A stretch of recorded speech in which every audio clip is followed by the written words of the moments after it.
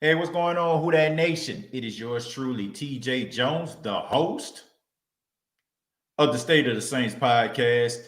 And thank you for checking out the State of the Saints podcast on a very dreadful, dreary, pretty much depressing Monday morning. I appreciate you all checking out the State of the Saints podcast. And I also appreciate you all bearing with me. I know I didn't go live on last night right after the game, but I'm here now, and here to talk about the Saints' heartbreaking loss to the Tampa Bay Buccaneers in the divisional round of the playoffs. The Tampa Bay Buccaneers knock off the New Orleans Saints by a score of 30-20, and I'm pretty sure everybody out there has had time to decompress, sleep on it, and I think we come here with a little bit of a clear mind, and be able to talk about this and evaluate this. Who that nation. Last night, I had opportunity to check out some footage. Check out some of the commentary. What led to some of the issues that dealt with the New Orleans Saints. All the prognosticators chimed in, but I have to tell you, who that nation. I know you probably expect for me to come here and be all upset and be yelling and screaming and talk about how we screwed up yet again. But I'm not going to do that. I'm not going to do it because the way I look at it, I'm not that upset. I mean, I'm not that upset. The reason I'm not that upset is because who knocked the Saints out the playoffs? I'm not talking about the Tampa Bay Buccaneers. I'm talking about Tom Brady. Tom Brady is arguably the best quarterback of all time, the greatest quarterback of all time in some circles. And if you're going to go out when you want to go out losing to the best, I mean, seriously, it reminds me, and everybody knows I'm a wrestling fan. It reminds me of WrestleMania 24 when the Nature Boy Ric Flair was in his final match and he went up against Shawn Michaels. And for those that don't know anything about wrestling, Shawn Michaels is arguably the greatest in-ring performer of all time. He's like he is like the Wayne Gretzky or the Michael Jordan of wrestling. And here you had a 60, probably close to 60-year-old Ric Flair going up against the Heartbreak Kid, Shawn Michaels. And I think for those that are wrestling fans, they can remember that super kick where Shawn Michaels kicked Ric Flair and said, "I'm sorry, I love you." And he ended up pinning him for the count of 3. And that's the way I looked at it with this game. It was like you had two warriors, two great quarterbacks going at it. And one quarterback that was great got knocked out by another quarterback that was great. And I know that you wanted the Saints to go all the way, but doesn't that put your mind at ease? Like to know that he didn't lose to Mitchell Trubisky or Case Keenum or Jared Goff or Jimmy Garoppolo or something like that. I probably would be more upset if that was the case. But the New Orleans Saints, they did lose this football game, and I'm not trying to poo-poo on the Tampa Bay Buccaneers. The Saints beat themselves in this game. When you give 4 turnovers to the opposing team, I don't care how good you are as a football team, you're not going to win. You're not going to win. 4 turnovers in this game. Those turnovers were close to the red zone for the Tampa Bay Buccaneers. They were a little bit outside the red zone. The defense was playing behind the 8 ball. And I mean, you put them in a situation that was pretty much insurmountable. And there's only so many times you're going to get that stop going up against a legendary quarterback like Tom Brady. But, I feel like if you take away some of those interceptions, if you take away some of those turnovers, I just feel like the Saints had a good game plan. I'm not here to blame the defense because I don't feel like it's the defense fault. You look at the stat line and it'll tell you that you shouldn't be mad at the defense. All of the core players of the Tampa Bay Buccaneers were a non-factor. Mike Evans had that touchdown, but that was the only catch he had. Chris Godwin was pretty much in check. Antonio Brown was pretty much in check. Rob Gronkowski was pretty much in check. And most of the damage that they did, like I said, because of turnovers. If you eliminate these turnovers, it's a completely different game. If you cash in at least one of those touchdowns when you had the 3 and outs early in the game, then you probably wouldn't have to worry about the Tampa Bay Buccaneers being able to be a balanced team. And I just feel like because the New Orleans Saints kicked 2 field goals, it allowed the Tampa Bay Buccaneers to stay in the game, and it allowed them to play their game. And they lost, man. And when you combine the fact that the Saints wide receivers couldn't get off press coverage, they couldn't get off the man-to-man coverage, and the fact that Drew Brees can't get the ball down the field. Let's just call a spade, folks. Drew Brees could not get the ball down the field. There's a reason why Taysom Hill comes into the game for a deep shot.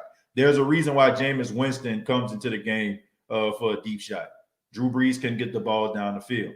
And, I know a couple of those interceptions Drew Brees wished that he could have back, but it is what it is at this point, Who Dat Nation. And I hate to say it, but are we surprised at this point? Really? Are we surprised at this point that the New Orleans Saints squandered yet another opportunity in the postseason? As much as we want to hope and wish and pray and hope that this team actually gets over the hump, I mean, they've showed us over the past couple of years that they will go down in history as some of the biggest underachieving football teams in NFL history. I mean, 49 wins this team has had over a 4-year span, and they have yet to make the Super Bowl. I mean, that's the first time that's been done in NFL history. And it's not a good look. It sucks, but you got to just be real with yourself, Who Dat Nation. I wish I can sit up here and just tell you something different, but this is a underachieving football team. You had the best draft class that ever been assembled in any NFL draft. Okay, you had every single player that was a part of your 2017 draft for the most part contribute on this team some way, shape, or form, and you couldn't get the job done. And now those guys are going to go into free agency. They're going to possibly get re-signed by the New Orleans Saints, some of them. And now you have to pick up the pieces.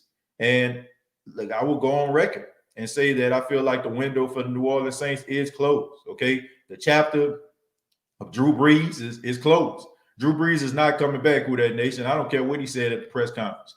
I'm pretty sure Drew Brees, the class act that he is, he didn't want that to be the focal point. He didn't want to talk about his retirement, anything like that, in that type of forum. So he just kind of brushed it off. But Drew Brees is going to retire.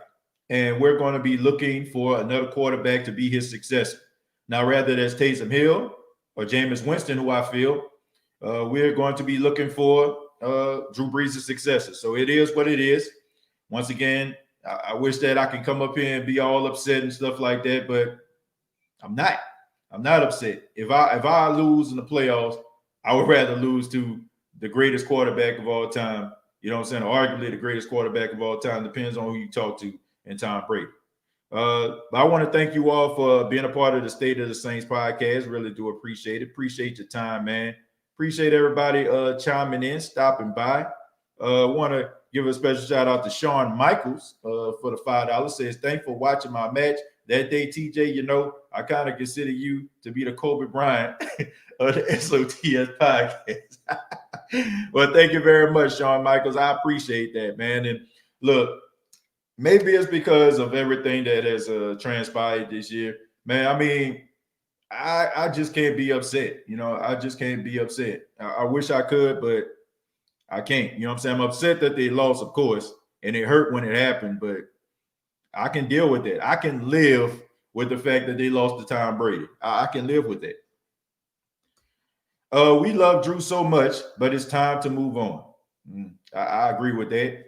Look, Drew Brees is giving his all to this organization. Like, seriously. I mean, he has given his all to this organization. Blood, sweat, and tears, Drew Brees has given to this organization. And I get it. You know what I'm saying? I get it that people are upset. I was upset. And I still feel like, a large portion of this loss is because of Drew Brees. But at the end of the day, I'm not going to poo-poo on what Drew Brees has done for this organization. Drew Brees made us proud to say Who Dat. Drew Brees made us proud to wear our Saints clothes, okay? It was an embarrassment at one time to be found with a Saints shirt, hat, any type of memorabilia, any kind that had a Florida Lee on there. This dude legitimized the Saints organization. And this dude, like, is, I mean, honestly, man, he is the New Orleans Saints. So, yes, we are disappointed, but I mean, come on, man. Like, let's not pretend like this guy hasn't put this team on his back for years. And we wouldn't have had some of the success that we had if it wasn't for him. It just comes a time that your body just, I mean, it just betrays you, man. I mean, come on, man. Like, I'm pretty sure Drew Brees didn't want to throw those interceptions. I'm pretty sure Drew Brees wants to throw the ball downfield, but he can't. And for anybody that's, saying that, man, say he should have retired years ago. Well, I mean, look, the man deserved to go out on his own terms. Okay, he deserves that, and I'm glad that the New Orleans Saints gave him that opportunity, and I really feel like he's done. And now that he's done, we move forward. I'm gonna go ahead and open up the phone lines, man. I'm gonna go ahead and open up the phone lines in a few minutes. I'm gonna read a few of your comments. Josh says, I'm not. Josh says, all that talking y'all do, Lattimore, Johnson, Jordan, I don't hear y'all speak up. Man, look, Josh, you can go ahead and talk all you want to. Y'all won the game or whatever like that. But this is my first time really seeing you inside the State of the Saints podcast. So all you doing right now is grandstanding, my dude. So y'all won the game. You know what I'm saying? It is what it is. So what? You know what I'm saying? Like, I hate to say it like that, but so what? What do you expect for us to say? Yo, we lost the game. Are we supposed to say, oh man, you know what I'm saying? Like, I don't understand what you want us to say. We lost the football game. Is that what you want? You want us to admit that we lost the football game? I mean, you can look at the stat line. You can go to ESPN. You can go to Fox Sports. It'll tell you that we lost the football game. So are you sitting here because you want to feel good about yourself? Do you want to put salt in the wound?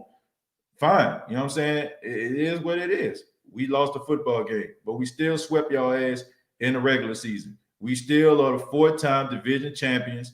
And until, until y'all actually win the division, we still division champions. And until y'all actually beat Green Bay, until y'all actually beat the AFC opponent, still, it's for absolutely nothing.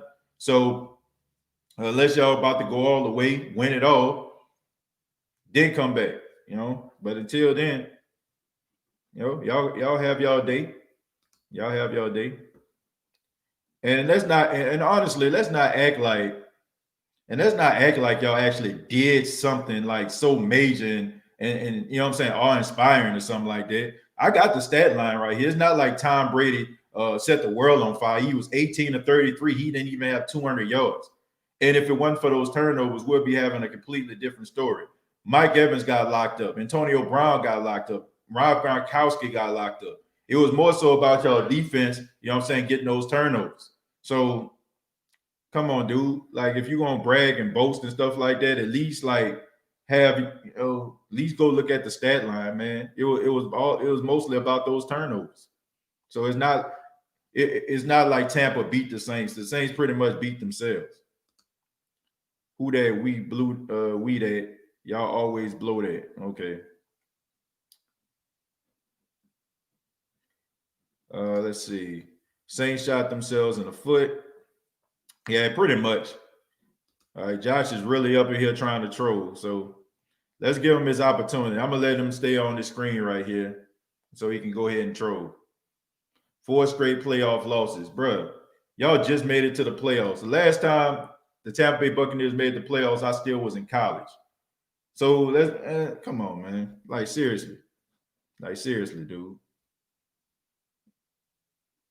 RJ Mason says every year it hurts. We can't even get over the hump, man. Yeah, we definitely can't. You know what I'm saying? It's an issue, but it is what it is at this point. I can't believe we went out like that.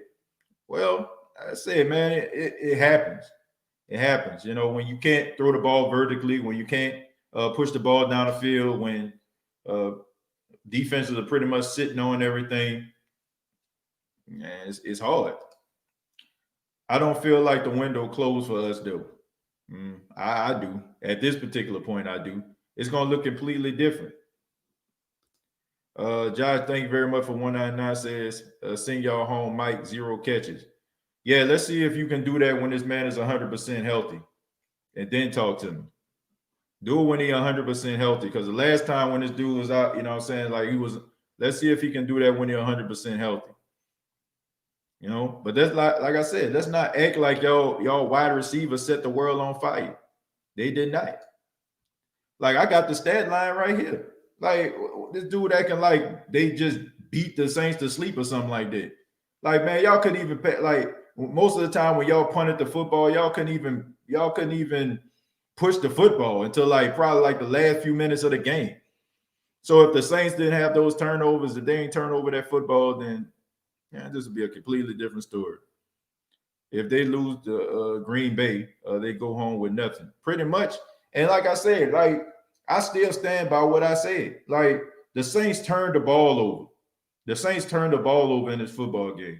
The Green Bay Packers don't turn the football over. You don't really get interceptions out of Aaron Rodgers. Aaron Rodgers don't really throw picks. So I'm really interested to see how they're going to perform when you got a guy that's going to go out there that's going to put on a picture perfect type performance. You know, I would love to see that. I would love to see that. Straight up, big homie, you all the way right. Y'all coming back to coach with us. At the end of the day, Tampa Bay still ain't ish. Man, ain't nobody worried about no Tampa Bay, man. Like, seriously. Tampa Bay is they you know, I mean, like I said, they won the football game. You can't take that away from them. But I just feel like, okay, you won a football game. It's not like I said, it's not like they just destroyed the New Orleans Saints. You know what I'm saying? It'll be one thing if they actually like beat them into submission or something. Like, they pulled away like late in the game, and most of their points came off. I mean, come on, like, most of their points, like, they were like close to the red zone or in the red zone when the turnover took place. I mean, I think I think the average field position was like 41 yards or something like that this game. So they scored like 21 points off turnovers. So, like I said, if you eliminate those turnovers, if those turnovers didn't exist, Tampa would have lost this football game. If the Saints would have punted, you know what I'm saying, or get some 3-and-outs, they would have lost this football game. And let's not pretend like, oh, Tom Brady was out there playing flawless. There was like 3 opportunities that the Saints should have had interceptions. Marcus Williams actually had one. He only had 1 foot in bounds. You know what I'm saying? Marshawn Lattimore jumped a route in front of Skylar Miller. That could have been a pick 6. And CJ Gardner-Johnson, you know what I'm saying? He could have had an interception. So one team made plays with interceptions and one team didn't. You know, so both quarterbacks gave the defense opportunity to make plays. Tampa just made more plays and you know what I'm saying, was able to catch the ball. You know what I'm saying, more than than the Saints can. Eat that humble pie. I respect you though, TJ Jones. I appreciate it. Thank you very much for the $2.99. Like I said, man, I don't know. It ain't really much to eat to me. Y'all won the football game, but it was more so what the Saints didn't do more so than what y'all did to the Saints. I'm just being serious. It was more so what the Saints did not do more so than what Tampa did. And I stand by that. I stand by that wholeheartedly. But we're going to go ahead and open up the phone lines, man, and see what everybody got to say. And, you know, because I ain't really got much else to say. You know, I really don't have much else to say. You know, like I said, it's all about, and I stand by that. You go look at this game. Let me just read this stat. I'm gonna just read this stat line to y'all. Okay, let's go ahead and look at this. You tell me if this setting the world on fire. Tom Brady, 18 to 33, 199 yards. Leonard Fournette, 17 carries, 63 yards. Let's look at some of these receivers. Cameron Brate, 4 catches, 50 yards. Leonard Fournette, 5 catches, 44 yards. Chris Godwin, 4 catches, 34 yards. Scotty Miller, 1 catch, 29 yards. Rob Gronkowski, 1 catch, 14 yards. Antonio Brown, 1 catch. Like, are you kidding me, man? Are you kidding me? Like, are you kidding me? Like, that's a joke. like I said, if it weren't for those turnovers, y'all would have lost this football game. The Saints basically gift wrapped this game for y'all, put a bow on it, and gave it to you. And I guess, and man, okay. What's going on with you, TJ? How you doing this morning? All right, man. What you got? I followed Drew Brees since I was just a little boy, since I was 4 years old when he was playing in San Diego. When he came to the Saints, I did backflips. Like, literally, I did a backflip to where I have a bum shoulder. It's still bummed to this day. It was that bad. I was so happy. Mm-hmm. When he came to the Saints, he did everything possible. Everything and more so. He may have had a bad game last night. I'm not disputing that. We all saw it with our own eyes. Mm-hmm. But at the same time, everybody else, minus 3 people, Alvin Kamara, Traquan Smith, and Deontay Harris on special teams. That was the only type of offensive production we've had, with a little bit of Emmanuel Sanders. That's it. What blows my mind is that for some reason you have a pass-catching tight end in Adam Troutman. Adam Troutman, who broke the Dayton College record of 14 pass-catching touchdowns. Adam Troutman did that. No matter where you're from, that's not an easy thing to do. No matter where you are, whether SEC, the Big Ten, no matter. That's huge. No matter where you go, he did not have one target, not a single target. But Jared Cook became the number 1 target for the offense. He popped up a ball that ended up being a Sean Murphy-Bunting interception, and they gave up a fumble to Antoine Winfield. And for some reason, they still went to Jared Cook. I'm trying to figure out what the process was for that. A tight end screen to Josh Hill. So you mean to tell me that you have a slow running blocking tight end in Josh Hill for a wide receiver, for a tight end screen? Where was Sean Payton's mind at when he decided to call up that play? Why was Adam Troutman a ghost in this game? If you're going to use a tight end, use a guy who has fresh legs, who can get down the field, who's also physical and can protect the damn football. Sean Payton outcoached himself yet again for the 4th year in a row. I can't even blame Sean Payton, though, Aaron. I'm gonna be serious with you. Look, this man was coaching behind an A-ball, and when you have a quarterback that's as limited as Drew Brees is in the twilight of his career, it's hard, man. Like we gotta be realistic here, okay? Sean Payton is one of the best play callers in the NFL. If you look at the way the Saints, I mean, honestly, man, you take any other coach and you put them in a situation where the Saints endured this season, the Saints don't even make the playoffs. I mean, the fact that he can put Taysom Hill in, who, look, I don't care. You got a lot of Taysom Hill supporters out there, but look, this dude ain't no future quarterback. This dude is limited at best at the quarterback position. He goes out here and wins. It's 3 games, you know what I'm saying, out of 4. And, you know what I'm saying, it had a lot to do with Sean Payton coaching. Look, Drew Brees is limited. He can't get the ball down the field. There's a reason why we seen Jameis with that trick play and not Drew. There's a reason why we see Taysom throwing the passes down the field trying to connect with Deontay Harris against Chicago. Drew Brees is limited. So that causes Sean Payton as a play caller to be limited. I'm not going to even blame Sean Payton in this one. I can't. You know what I'm saying? Like, Sean Payton, we all know how Sean Payton works.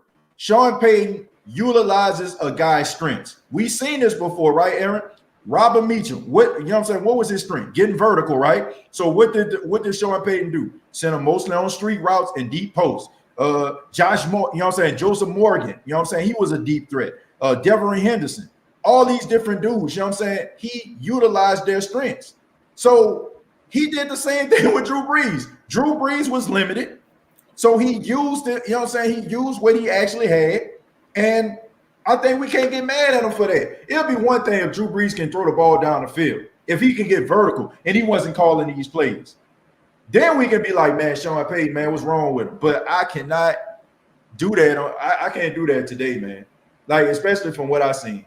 This to me, this all comes down to the fact that Drew Brees was limited. And when it matters most, you know what I'm saying? They basically dared the Saints to get behind him and throw the ball down the field on him. Like, they dared them to do that, man. I can't blame Sean Payton for this. I can't. Now, Yes. Adam Troutman's thing, but you got to look at it, Aaron. You got to look at it.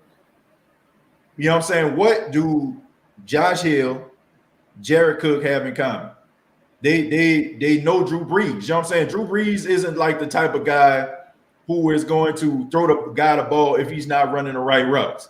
Like, I feel like if Adam Troutman was playing with somebody like the Pittsburgh Steelers or something like that, with Ben Roethlisberger, when plays break down, you can throw, you know what I'm saying? You can run outside the pocket and it become park ball. I feel like he can thrive in a system like that. But when you have a quarterback that's really focused, you know what I'm saying, on timing and you know what I'm saying, and running routes and all that kind of stuff, I just feel like those guys probably have the advantage.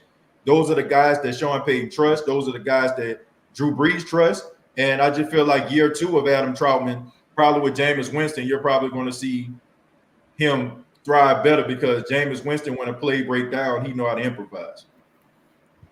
You know, when you put it all like that, I can't argue too much with that. I can't argue too much with that, and that's why I love talking football with you. I may having one opinion, but you bring some good points that swing me in the opposite direction. Shout out to you, TJ. I mean, look, at the end of the day, look, win or lose, I'm still going to be forever grateful to Drew Brees. Yeah, but at this point, he has nothing left to prove to nobody. He has nothing to prove to nobody. He's proven it. He's proven more than enough to himself. Now it's time for him to just enjoy CBS. There's nothing wrong with enjoying CBS. He has a chair waiting for him. He's still going to make a decent amount of money. He has his wife. He has his kids to think of. This league is only going to get harder in the next offseason, not just because of the cap issue, but because the defenses are going to get harder. They're going to get faster. They're going to play with a lot more physicality.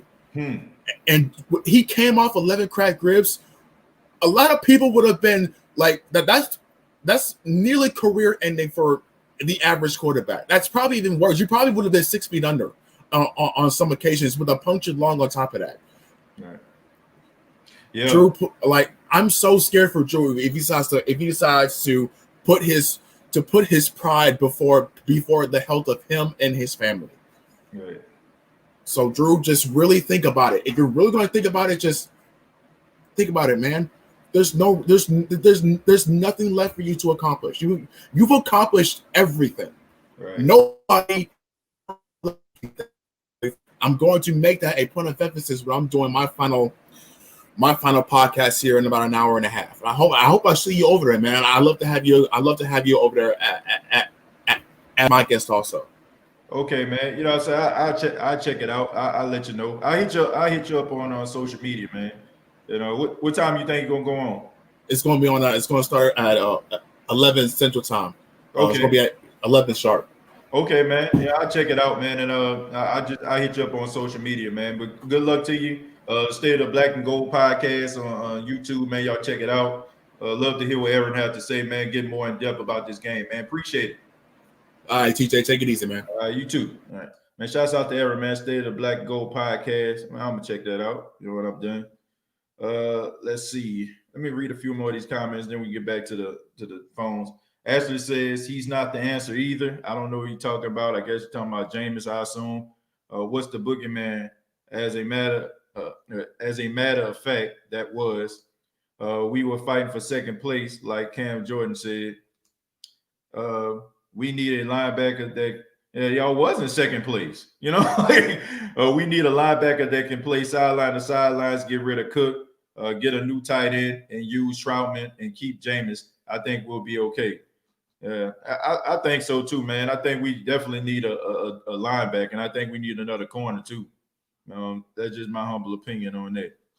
And as far as Josh talking about the Saints celebrating in the locker room, the Saints do that against every team in every victory. You know what I'm saying? Like, y'all nothing special. You know, like the Saints every time they win, they can beat the Detroit Lions and they're gonna celebrate in the locker room. I don't know why y'all football teams think y'all so special, man. Like I seen the Carolina Panthers fans let me tell you how clueless and misguided these guys are. Okay, so the Carolina Panthers fan, I think his name Big K, he gets on there and have this 10-minute rant. Like anybody cares about the Carolina Panthers at this point. He goes in and talk about Saints celebrating in the locker room, talking about Bank of America. Now, keep in mind, the stadium for the Carolina Panthers is called Bank of America Stadium. This fool believed that there was actually a song dissing the Carolina Panthers. Like somebody really believed that y'all word for diss track. You know what I'm saying? The song Bank of America was Teron Armstead, the left tackle of the Saints rap song that he put out. And you know what I'm saying? They play that after every game and inside of the Superdome. So nobody, you know what I'm saying, looks at y'all like, you know what I'm saying, like y'all so special. Like we had to pull out the boom box and the smoke because we beat the Buccaneers. Like y'all not that special, dude. You know what I'm saying? Like good luck to y'all. You know what I'm saying? Good luck to y'all. Y'all sold y'all soul for riches for a couple years. You know what I'm saying? Like y'all going out here, y'all hired a couple mercenaries to try to get y'all over the hump. Enjoy this legitimacy and relevancy while y'all can, because at the end of the day, we all know that the ownership of the Tampa Bay Buccaneers can't do a damn thing in the draft. Like, you know what I'm saying? Like y'all eventually, y'all eventually gonna go back to the back of the line because Bruce Arians is suspect as hell. And the same thing gonna happen to y'all. What normally happens to other great teams, like what's happening to ours. When teams start to get good, when they start generating success, they're gonna start picking from y'all team. And we all know that you all gonna fall right to the back of the line where y'all belong, like the losing, underachieving, pathetic excuses that y'all are. Y'all still one of the worst franchises in all the sports. Y'all still dead last in wins. The Saints have still swept y'all on 8 occasions, including this season. And y'all can celebrate about this divisional round of, you know what I'm saying, championship or whatever like that. Enjoy these couple years with Tom Brady, because we all know that the quarterback that comes after Tom Brady won't be able to lead y'all to water, you know what I'm saying, in an ocean. You know what I'm saying? Won't be able to throw, you know what I'm saying, won't be able to throw a party on a birthday. Straight up. So enjoy this relevancy that y'all actually have, because at the end of the day, the Saints don't have to go out here and hire mercenaries. They still legitimate and still whoop y'all ass 4 straight years for a division title with Tom Brady. So it is what it is. And as far as somebody talking about being salted, there's no reason to be salted, because we all know it's inevitable. You know what I'm saying? Like y'all think that y'all gonna beat the Green Bay Packers, you out of your damn mind. You know what I'm saying? You're crazy, straight up. And make sure that you keep that same energy and come on back next week when y'all sitting on the couch right along with us, and then y'all can talk about, well, we beat y'all in the playoffs. We beat y'all in the playoffs. It's inevitable, man. It's inevitable. But keep that same energy. Ramsey, what's going on, man? What's up, TJ? It's been a while. Hey, how you doing, Ramsey? I'm glad to see you. Good, just sipping some coffee, relaxing, wearing my Drew Brees jersey.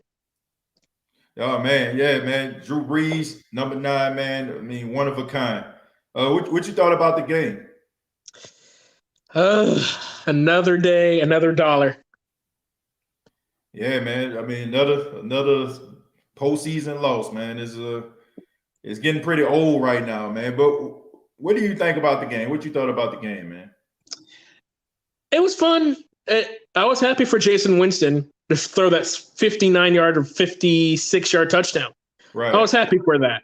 Yeah, me too, man. You know, it's good to see Jameis Winston come into the game, you know, post salt in the wound of them mediocre, pathetic excuse for a football team who actually have to pay other quarterbacks in order for them to come in and be relevant, you know? So, yeah. Yeah.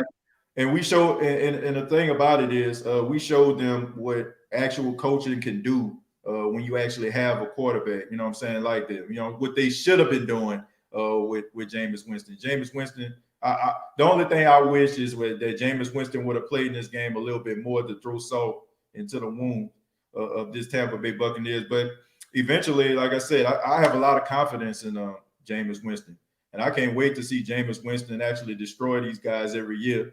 And they sit on the sidelines after Tom Brady goes sit down somewhere, and they can, you know, watch Jameis Winston destroy them year after year, you know. Exactly. On that same point, I feel like Bruce Arians didn't use Winston's true potential at all. Yeah. Period. Even who would not throw 30 interceptions a season if you're going to throw the ball 500 times?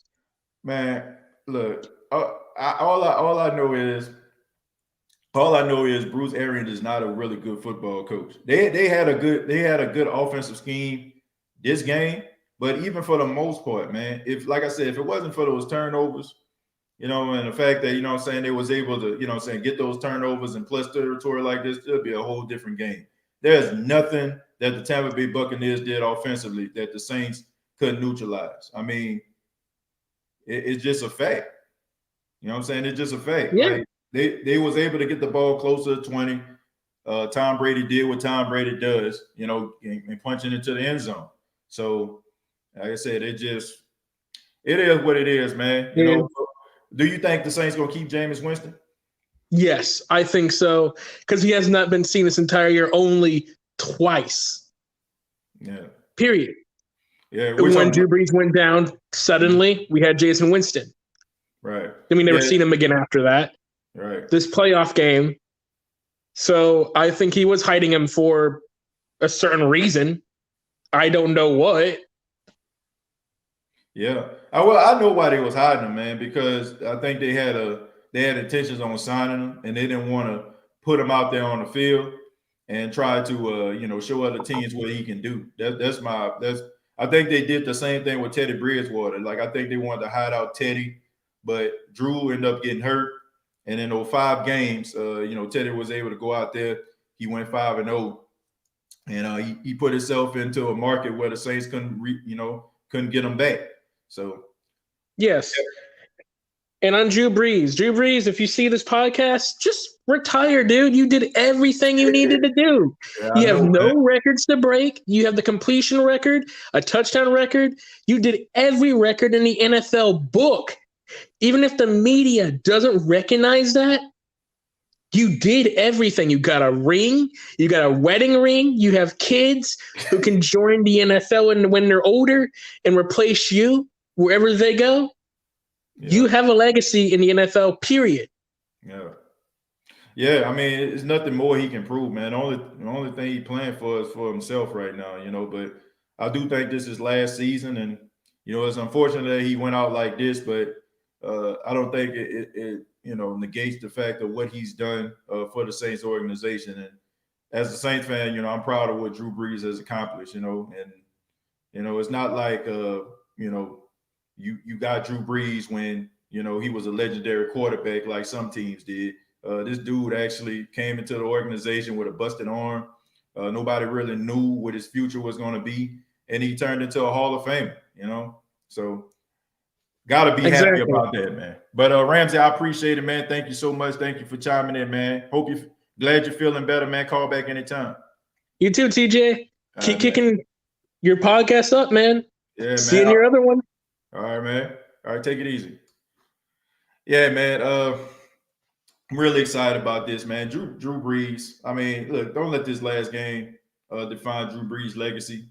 Drew Brees has done so much for the city of New Orleans. We have had so many great moments when number 9, under center, and I say he just got to a point where he just couldn't get us over the hump anymore. And also, I just feel like the fact that Taysom Hill didn't play in this game, I think that was huge, man. The fact that Taysom Hill down at the goal line and goal line situations like that, you can count on Taysom Hill to at least, try to fight and get close to the end zone, possibly throw a pass or something like that. So I think that was something that was missing in this game. And we all know, like around week 9, when the Saints played Tampa, I mean, Taysom Hill was a huge factor in that game. And also Deontay Harris, man. Deontay Harris leaving the game early, I think that kind of hurt the Saints as well. So I think that was some crucial losses for the Saints. Josh, what's going on, man? Hey, what's up, TJ? How you doing, man? Hey, I'm doing okay, man. How you doing? So before I go in, I'll ask if you got my email. Yeah, man. That's I know you wanted to say something, about Drew Brees. So I give you your time, man. The floor is yours. Okay. Well, hey, I appreciate that, but before I get to that, man, about as far as Jameis goes, I love Jameis and everything. And I think he can be good, but Matthew Stafford is on the market right now, and we'd be stupid not to try to snatch him up. That's a good one right there. I mean, I wouldn't mind seeing Matthew Stafford. Everybody know how I feel about him, man. You know, I think that Matthew Stafford deserves an opportunity to be, to be with a winning franchise. But I do feel like the fact that Jameis has been in this system for a year, he's learned under Drew Brees, and he has a familiarity with this system. I feel like he's the front runner. I look at Matthew Stafford. I can see Matthew Stafford probably going somewhere like New England or, somewhere like that, or even Indianapolis if Phillip Rivers retires. I can see him also playing somewhere like that. Yeah, definitely. But, I think you're right, man. I'm not as disappointed as I would be in years past because, I mean, there's so much going on in the world right now that a Saints loss just isn't as big a deal as it was in years past, There's people with illnesses, obviously, and country possibly descending into civil war and all this sort of stuff. So, a loss of football isn't just going to hurt your feelings as much as it did like in years past. I don't know. That's how I felt about it anyway. And I was more sad for Drew, but I appreciate this, man. So I just wanted to I know that Drew probably knows the show exists because you've interviewed like other Saints players and stuff. So I'm sure Drew caught glimpses. So I just wanted to look at Drew and look in the camera and basically tell you, Drew Brees, if you do see this episode, thank you for all your years of service, all your years in the field and everything like that, because you've been one of my biggest inspirations. TJ knows my backstory. I was a homeless alcoholic for a long time. I just graduated Iowa State University. But see, when I was homeless and I was out there battling alcoholism and getting sober, you were one of my biggest inspirations. You started making the Saints a good football team when I started getting sober and started struggling to make my life better and everything. So all these years of just like trying to improve myself and stuff like that, that's when you were bringing the Saints to prominence from basically from nothingness. And I remember so many times if there was a Saints game on, I would try to panhandle because I was a homeless panhandler. I would try to panhandle and make enough money to get a motel room that night. You want to hear something funny, TJ? When the Saints won the Super Bowl, I was panhandling that day, and I made enough money for this really cheap motel. This hotel was called the Swanson's Motel, okay? It's in Baraboo, Wisconsin. This motel is like the size of a jail cell, okay? You walk into this room, and the bed takes up 90% of like the room, and it's like a little twin bed anyway. And then you just have these this little bit of room to stand up on the side and walk to the bathroom. Then it's hard to get into the bathroom.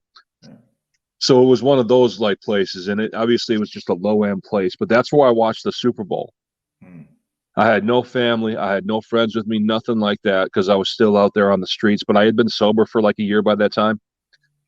And I watched the Saints game. I watched the Super Bowl all by myself in that motel room, and I couldn't have been happier, man. Like, I remember just laying there in bed with like a huge smile on my face after the Saints won for like an hour after that. I remember going out the very next day and having to panhandle again, but actually having a physical smile on my face. People must have thought I was crazy because I had a physical smile on my face half the day. I was like holding up my cardboard sign and panhandling and everything.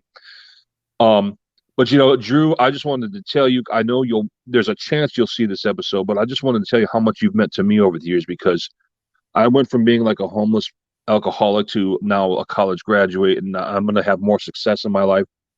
And watching you play week after week, all the fourth quarter comebacks, all the effort that you put in, playing through crack ribs, all this stuff that you've done over the years has always been inspiring to me, and nothing has ever relaxed me and lifted my spirits more than watching you play. So I just wanted to give you, Drew, a proper goodbye if you see this. And I wanted to tell you that you're one of the biggest inspirations I ever had in my life. And TJ, I want to thank you for even letting me talk directly to the camera and directly to Drew like that. I very much appreciate it. Man, no problem. No problem, man. I got nothing else to say. I mean, that's the part of me that's in tears. It's not the loss. It's that Drew is now gone, and we all know it.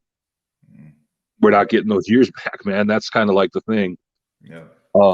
And so that's another reason I'm not as upset with the Saints loss itself, because like there's this whole story about, we all know Drew's gone, you know what I mean? And so just there's never going to be anybody else again like him, And I mean, when someone retires, everybody always says that about whoever retires. Right. Like there'll never be another like that person or whatever. But in Drew, it's actually true. Mm. Like, where are you going to find a copy of Drew at? You know what I mean? True.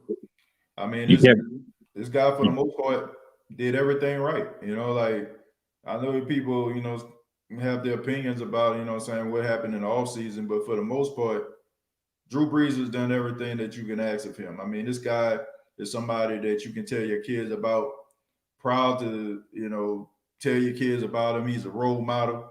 I mean, a guy, if he ran for mayor tomorrow and the city of New Orleans were winning a landslide, like, I mean, this dude makes you proud to be a New Orleans Saints fan. And there will never be another Drew Brees.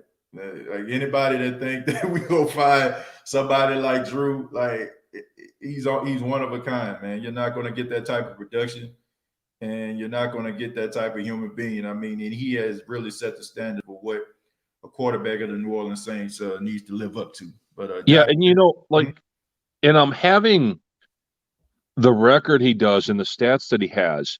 You got to understand that he was going up against a bunch of defenses who knew exactly what he was going to do before he did it. Yep. I mean, when you play Drew Brees, he's just going to throw.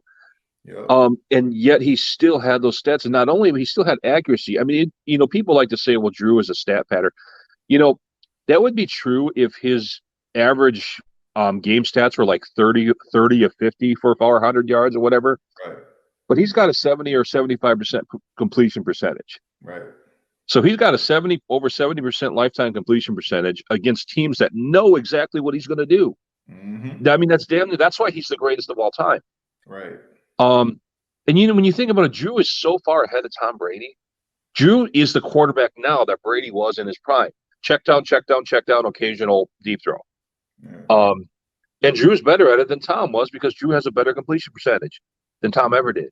Right. So, I mean, like, Drew is by far the guy. And that's not a knock on Tom, because I like Tom. Tom is a great example of a man. He's a great example of somebody who doesn't have a lot of talent, but had a great work ethic and became one of the greatest of all time. Right. So this ain't hating on Brady.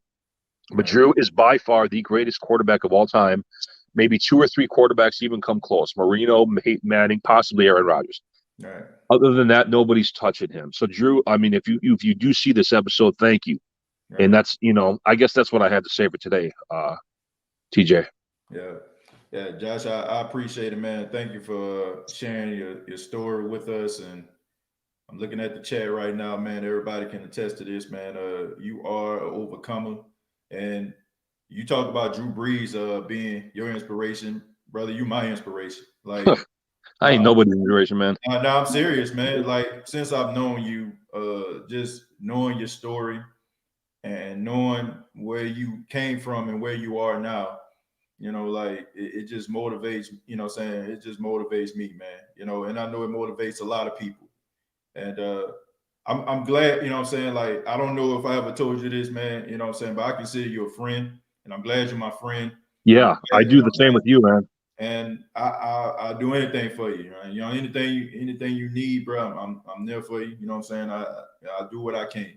And anytime you want an open forum, man, you got it here on the State of the Saints podcast, man. You're one of a kind. There's no doubt about that, man. I didn't expect you to say all that, man, but I know you mean it. I very much appreciate it, man. You touched my soul. I really do. I'm not like, no sugarcoating. Like, I'm dead serious. Like, you are an inspirational individual, and ever since I've like known your story, I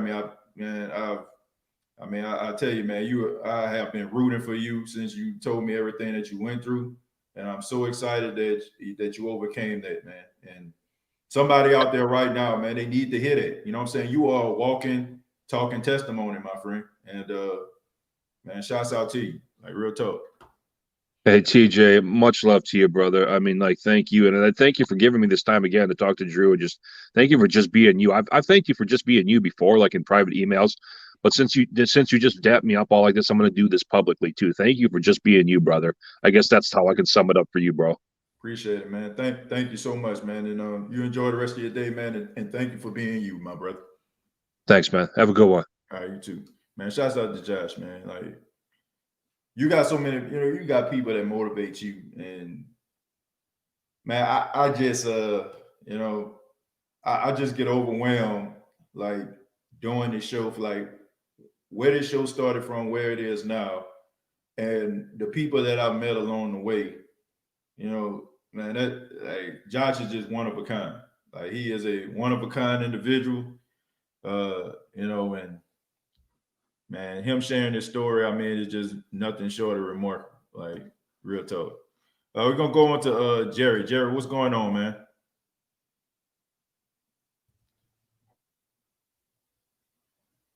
Jerry, are you there? Jerry, can you hear me? Yeah, I can hear you. I'm here. Yeah, what's going on, man? Oh man, another day, man. Just blessed to be here to be alive. Yeah, I mean, to be honest with you, I'm gonna say it like this, TJ. Mm-hmm. I'd rather be alive than dead. Yeah. So thank you. So it's a blessing to be here. Yeah, I mean, Jerry, look, I understand like the Tampa Bay Buccaneers fans, Atlanta Falcon fans in the chat and stuff like that. They laughing at the misfortunes of the Saints. I get all that, and I know they expect for us to be all upset the way that we've been in years past, but I just can't, man. Like there are certain things that are bigger than a game of football. You know what I'm saying? The fact that we are losing our, you know what I'm saying, all-time, all-world quarterback to retirement. And maybe, you know what I'm saying, like, man, just finding out one of my good friends I went to college with end up passing away due to COVID-19. Like, it's just certain things that are just bigger than football. And maybe, you know what I'm saying, like, I had to see that type of stuff, you know what I'm saying, before, I got on air to make me kind of put things into perspective. But what do you think? You know what I'm saying, the floor is yours, man. You say what you got to say, man. I didn't mean to cut you off.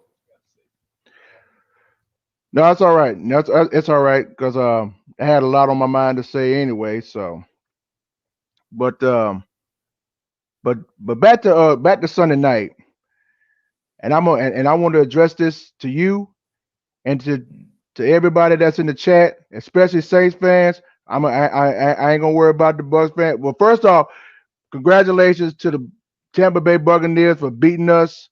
Y'all deserve it. I wish y'all well in the next round, and nothing but respect. But don't come on here talking all that noise. We get it. We lost. Okay, we get the understanding.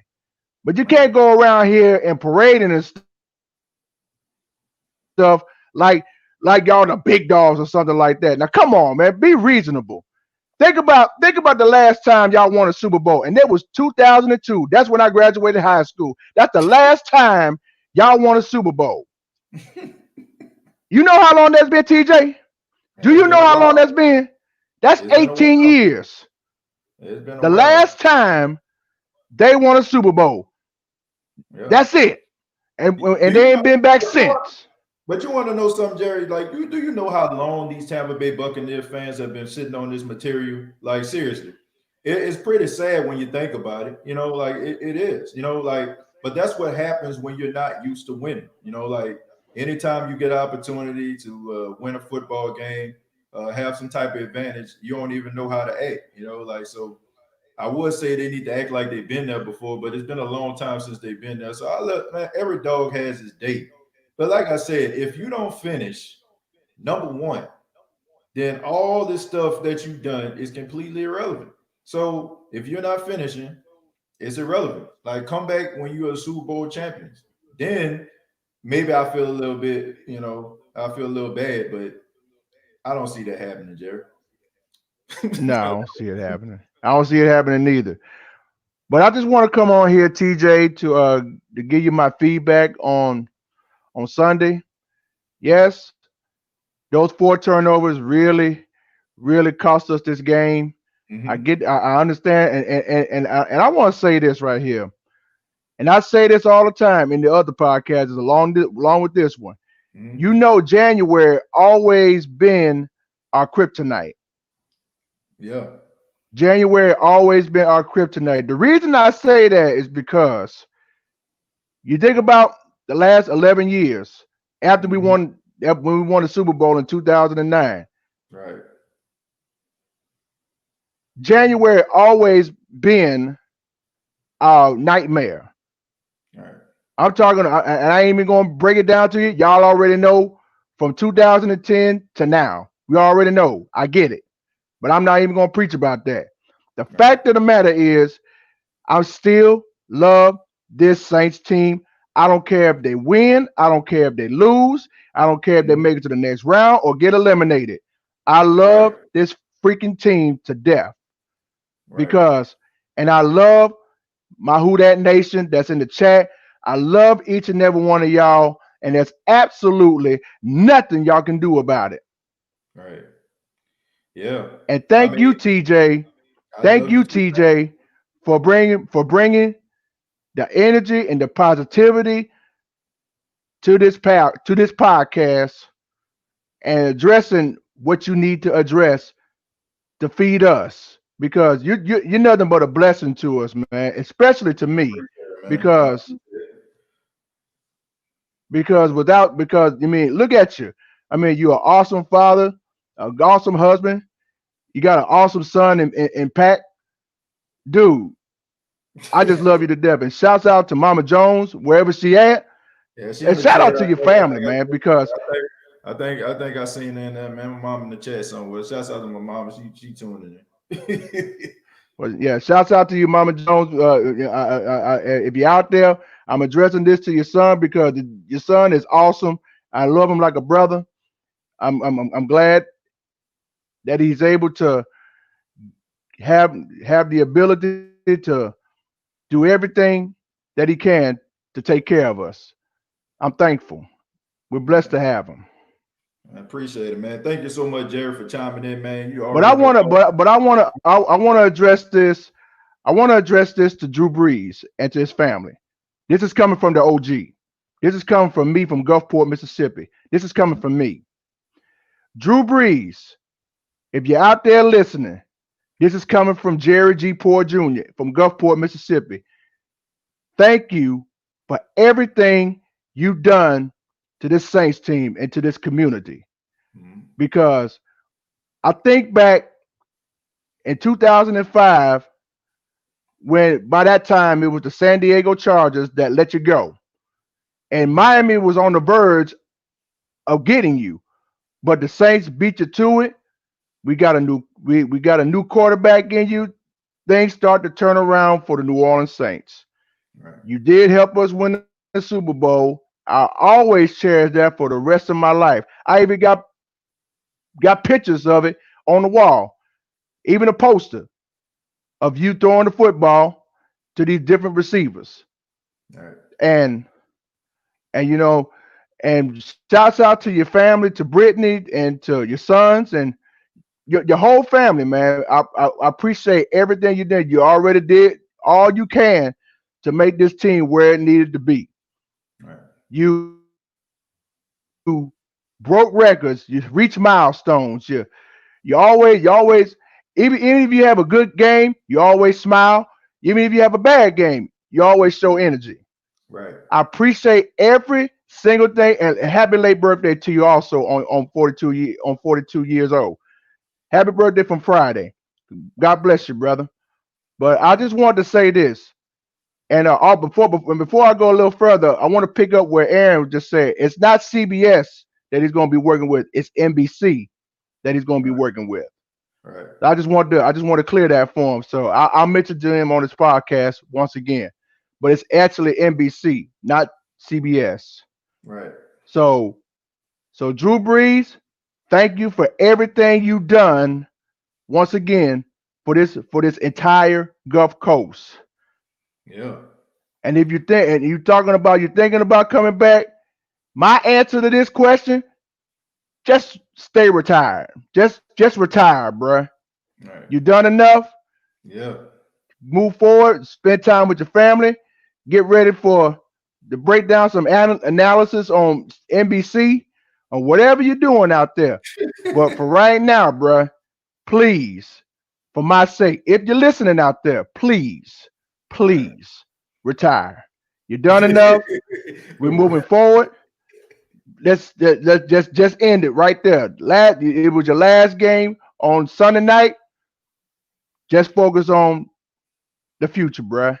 Yeah. I appreciate you. God bless you, brother. Yeah, we all appreciate him, Jerry, and we appreciate your kind words, man. Thank you so much. Call back anytime, man. Always, TJ, and who that? Who that? And shouts out to Jerry, man. Very heartfelt statement right there. Shouts out to Derek for the 999. Says much respect to you, TJ. Thank you so much, man. Much respect to you too. Buccaneer fan really trolling here. Said Drew not even top 10.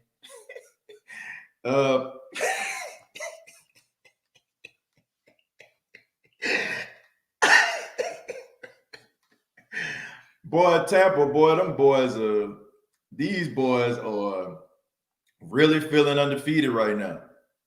Look, man, just because y'all got a rent-a-center quarterback for 1 year, please somebody tell me. Somebody tell me. Please tell me about a top 10 quarterback. Y'all want to know it, man, come on, bro. Please tell me about the great quarterbacking of Josh Freeman. Can you please tell me about the great quarterback play of Ryan Fitzpatrick? Can you please tell me the great quarterback play of Mike Glennon? Can you please tell me the great quarterback play of Ryan Griffin? Can you please tell me even the great quarterback play of Jameis Winston? Can you please tell me that? And you know what all that got in common? Drew Brees has been under center for the New Orleans Saints, and y'all still yet to find a quarterback. And like I said, I don't even count Tom Brady as your quarterback. You know what I'm saying? He did, how pathetic is your franchise that you all have to lean on a guy who did most of his work in another team uniform? Do y'all think that just makes y'all legitimate? Because what is he going to bring his 6 Super Bowl championships? We going to take the Patriot logo and put Tampa logo on there? Man, knock it off, bro. Once Rent-A-Center, once Aaron's call y'all and they ask for that invoice, they ask for that payment back, y'all eventually going to go back to obscurity. So like I said, enjoy it while you can. Enjoy it. Enjoy Rent-A-Center. Enjoy that couch. Enjoy that big screen TV that you just got from Rent-A-Center and Aaron's, because eventually the money is going to run out and you're going to hear knock on the door and they're going to come and retrieve the television, the furniture of the television set. Like I said, the clock is ticking, bro. But let's not, let's not act like y'all great quarterback evaluators. Like y'all done had some straight riff-raff trash in that organization. Y'all finally, and then the sad thing about it is they act like Tampa is acting like Tom Brady want, y'all called Tom Brady and Tom Brady was like, Tampa, I'm coming. Like this dude called y'all. This man called y'all on the phone. This man did not want to play in cold weather. He wanted to have a little oceanside, beach little house out there in Tampa. He didn't want to play in cold weather, like 6 months out of the year. So he called up Tampa and said, look, I want to play for your organization. And y'all just moved heaven and earth and y'all got all these different pieces around here. Ain't nobody checking for no Tampa, man. This man called y'all, which shows you how pathetic a franchise that y'all really are.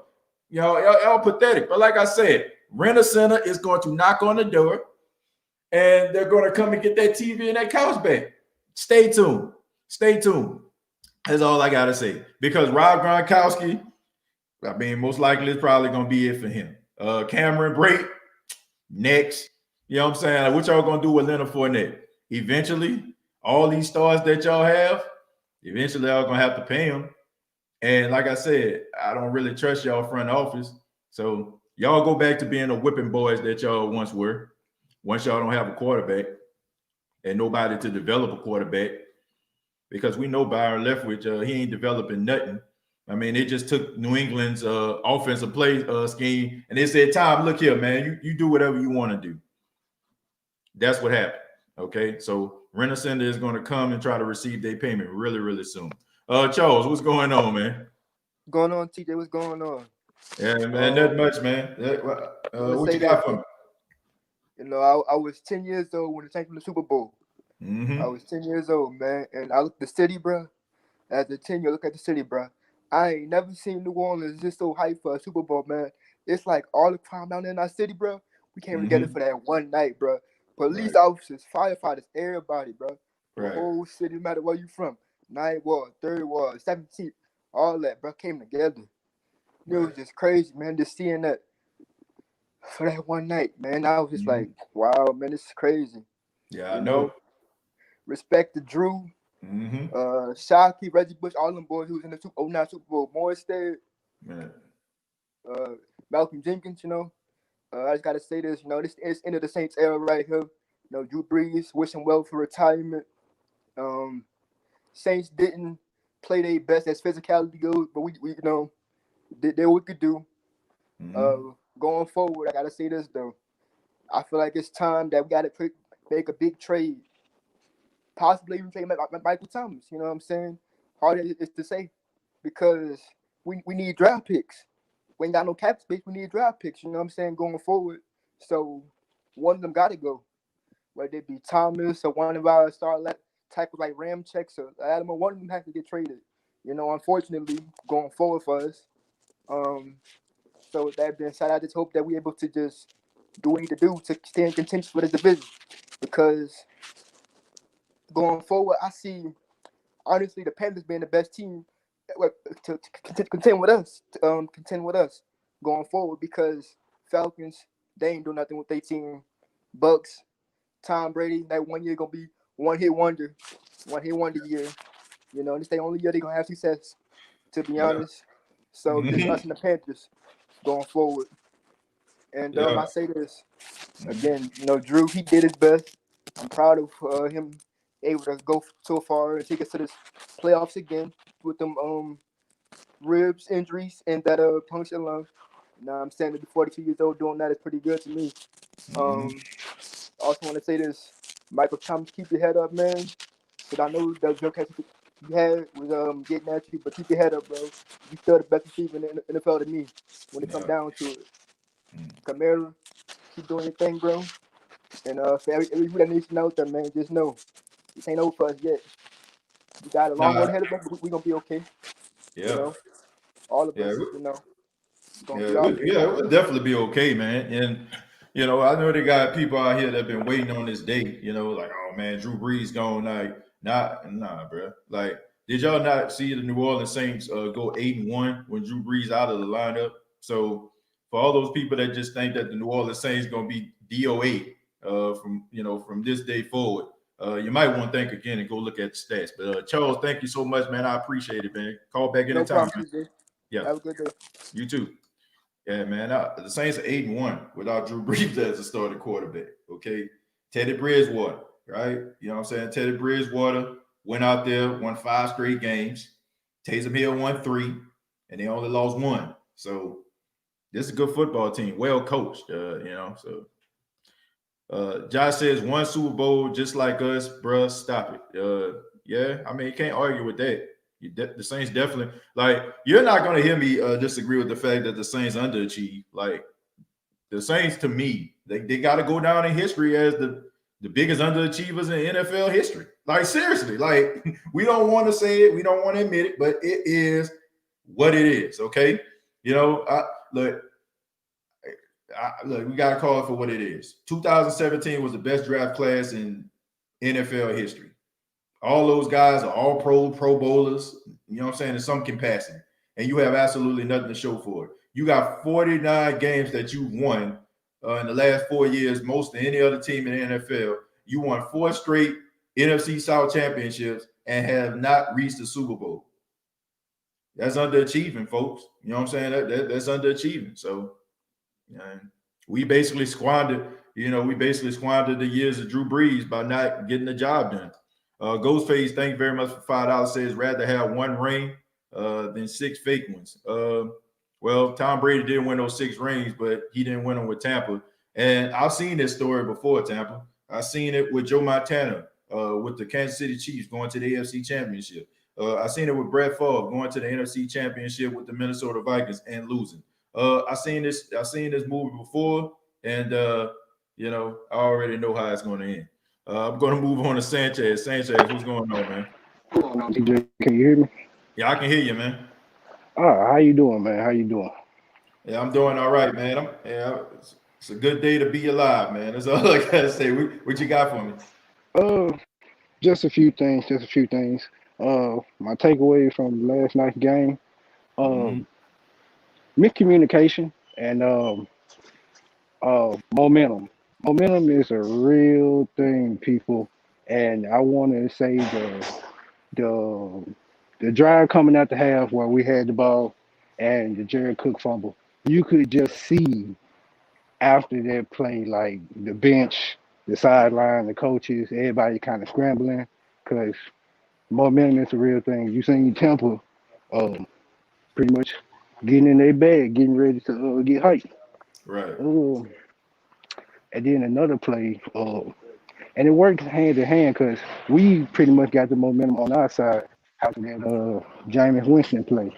You seen Tom Brady, you seen the defense in the box. They were like, "Damn, what just happened?" You know what I'm saying? Now we got to try to cook up something new. And then, man, just miscommunication. Like you said, I think we shot ourselves in the foot. And honestly, something that you brought up came to fruition, and that's the fact that our DBs, we will play tight coverage, but when we get our hands on the ball, we got to come down with it, man. We have to come down with it. Yeah, those opportunities were huge, man. I mean, Lattimore had an opportunity for a pick six. You know, like you jump in front of that route. I mean, that's the difference between week one and this divisional game. You know, Janoris Jenkins came up with the pick six.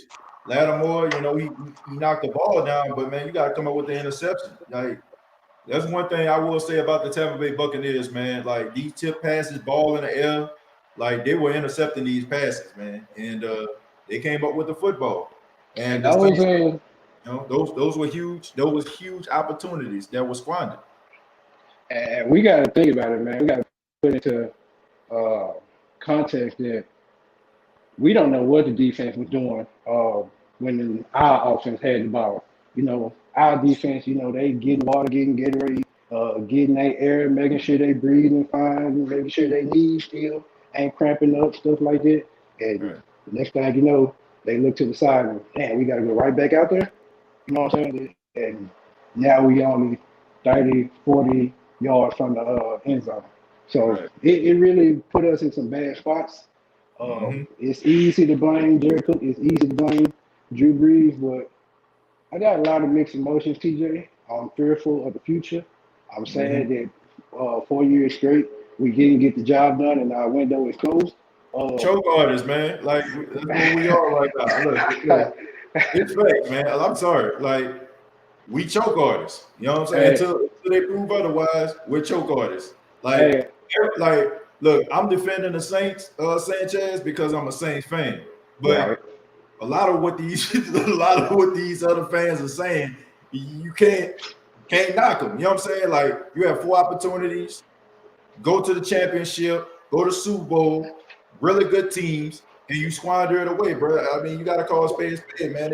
They choke artists. You know what I'm saying? Like, until they prove us Yeah, I caught your modern day Buccaneers, modern day Buffalo Bills take up. Yeah, man, that's pretty funny. Modern day Buffalo Bills. That's exactly right. Pretty funny. I don't want to hold you. I don't want to hold you too much longer, TJ. If I could just piggyback off Josh and a couple of other callers.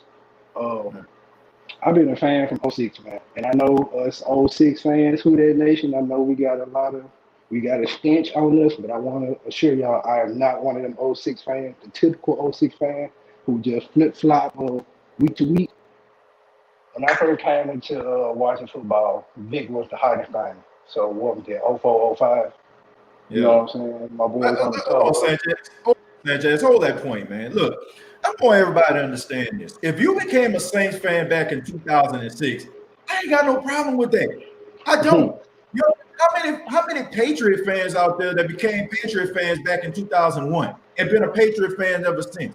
Like, let's not pretend like winning don't attract people to your franchise. Look at the Golden State Warriors if we can switch into basketball.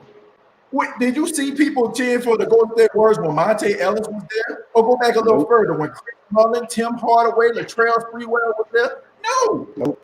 It wasn't until For the Steph niggas- Curry and like them light-skinned boys came. Steph Curry, Klay Thompson, Draymond Green. You know what I'm saying? Like it winning attracts a crowd. Like, so anybody that's been a fan since 2006, I can't knock you. I can't. You know what I'm saying? Like you have to have a love affair. Like you got to love the Saints hard if you were a Saints fan before Hurricane Katrina. But man, go ahead. That's it, man. Go ahead. Like I said, I really started trying to watch football and getting to know the game when Vic was the hot thing. And me personally, I didn't want to jump on the hottest bandwagon. We all know what the hottest bandwagon was: the Cowboys, the 49ers, the Steelers, pretty much those franchises. We all know those franchises. I didn't want to jump on those bandwagons. So one day I just happened to discover the black and gold. And at the time, wasn't the team? No, because they were still trying to get themselves together, figure out what was all going to happen, what was the future looking like. This was during the midst of, in the aftermath of Hurricane Katrina. The thing that attracted me was really the fan base that was still there, other New Orleans Saints, the passion of the New Orleans Saints. And the tandem of Sean Payton and Drew Brees at the top, leading the charge. When I seen it, and it just like a chemistry project, everything just mixed well, and it came out to me beating the Saints fan. So I just want to give Drew Brees his flowers. Man, you got nothing else to prove. You are first and second in every passing record. If a they said it last night, if a quarterback would have won a Super Bowl early and broke all records, they probably would have been stepped away.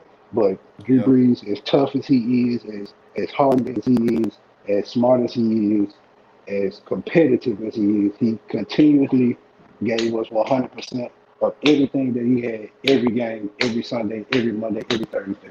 And Drew Brees, to the Who Dat Nation, hey man, I love y'all. We're going to be back. We'll be back. We will be back. I appreciate that, Sanchez, man. Nicely said, brother. You can call back anytime. I appreciate you for having me. Who that? Shouts out to Sanchez. Shouts out to Go Crazy as well for the $20 donation. Says, we should have saw this loss coming. Our crappy offense at the beginning of the season was a foreshadow of what we saw last night.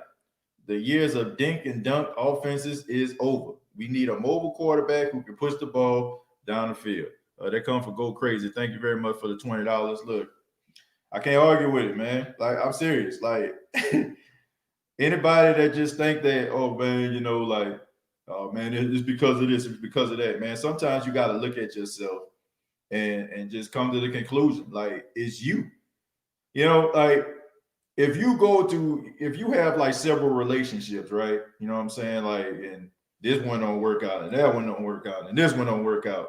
And you can't just sit around and just be like, oh, it's her fault. Oh, it's his fault. It's his fault that ain't happened. Like, sometimes you got to look in the mirror and say, damn, maybe it's me. You know what I'm saying? Like, maybe I'm the problem.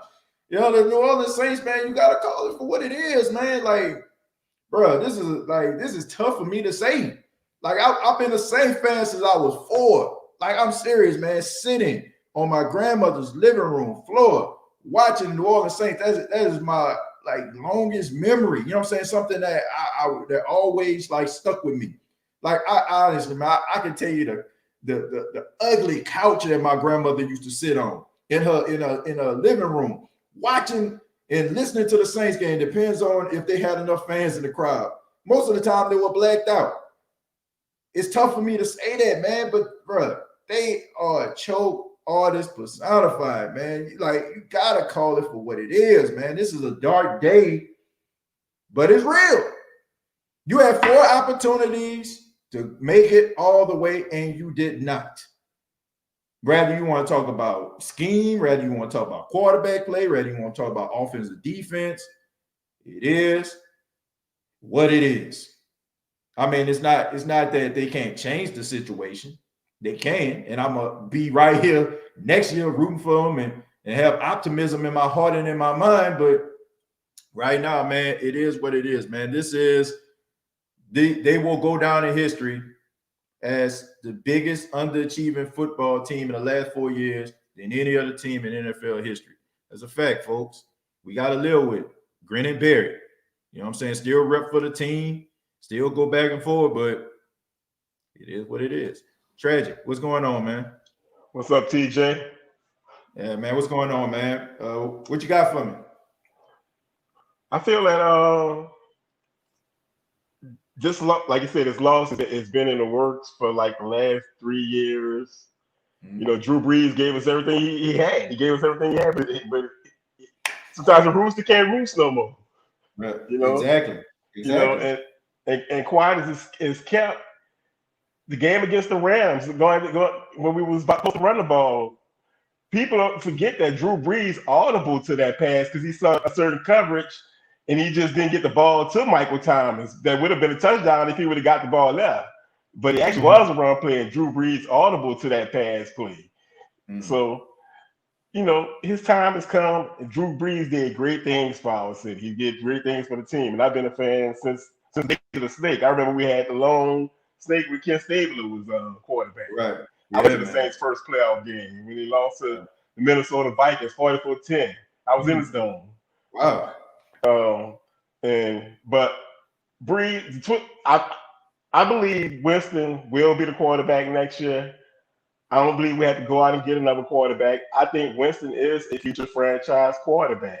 We got to remember when we first got Brees did go to the Pro Bowl his last season in San Diego, but Brees was kind of up and down. He was fairly inconsistent in San Diego. That's what made him draft Phillip Rivers. Right. And I feel this 1 year with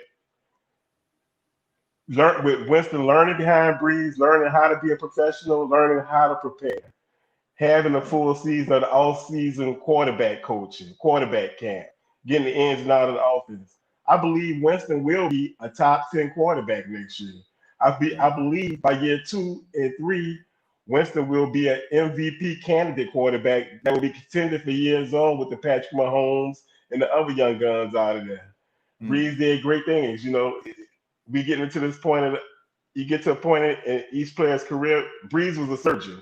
He was a surgeon with a scalpel, and he was able to like cut the person and he was able to hit the little jugular vein with his scalpel at times. Right.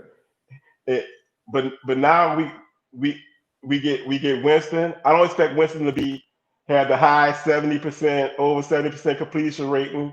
He's probably going to be somewhere between 65, 60, 68.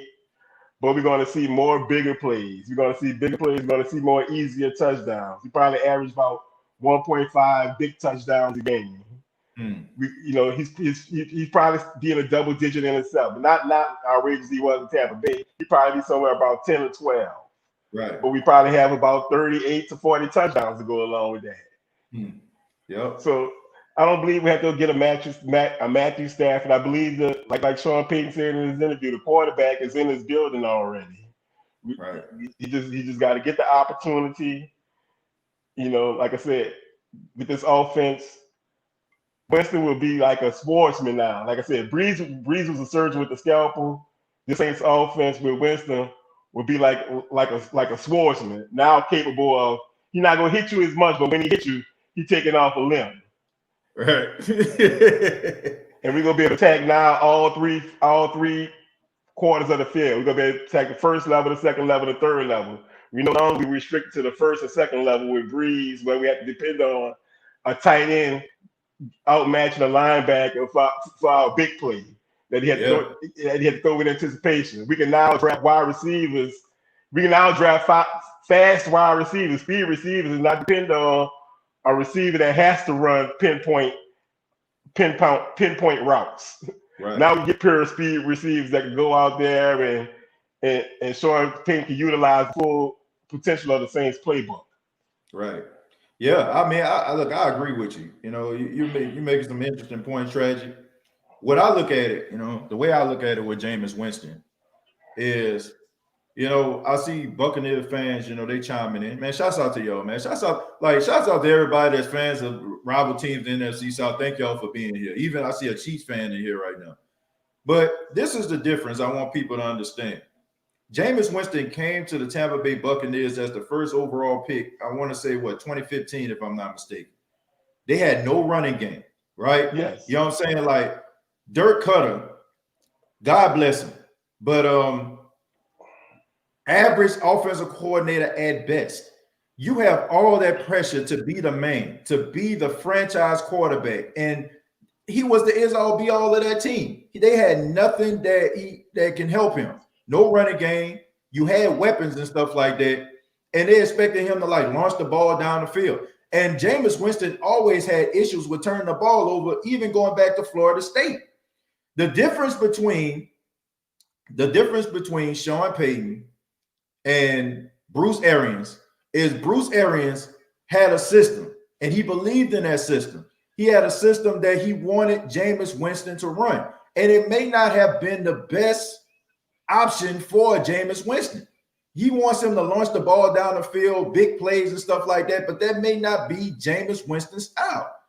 And even when Tom Brady came into the system, when it was running a Bruce Arians dominated system, he was turning the ball over. It wasn't until they implemented some of the things that Tom actually did in New England did things start to change for the Tampa Bay Buccaneers. This is a New England Patriot type offense that they're running. It is a very comfortable offense that Tom is running. What Sean Payton is going to do, which he does with every skill position that he has guys inside of this system. He looks at what those guys do well, and he plugs them in place, and he calls plays for them, utilizing their strengths.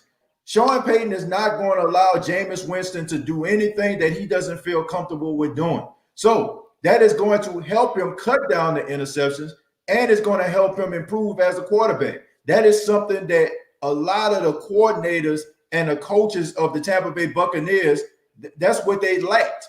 They came into there like, okay, I'm the new coach. I'm running the show. This is my system. We're running my system, and my system is going to work. Sean Payton, on the other hand, he sits guys down and say, hey, look here, okay? I watch your play. Like, just use Taysom Hill. I watch you at BYU. You know what I'm saying? I see some of the plays that you're doing.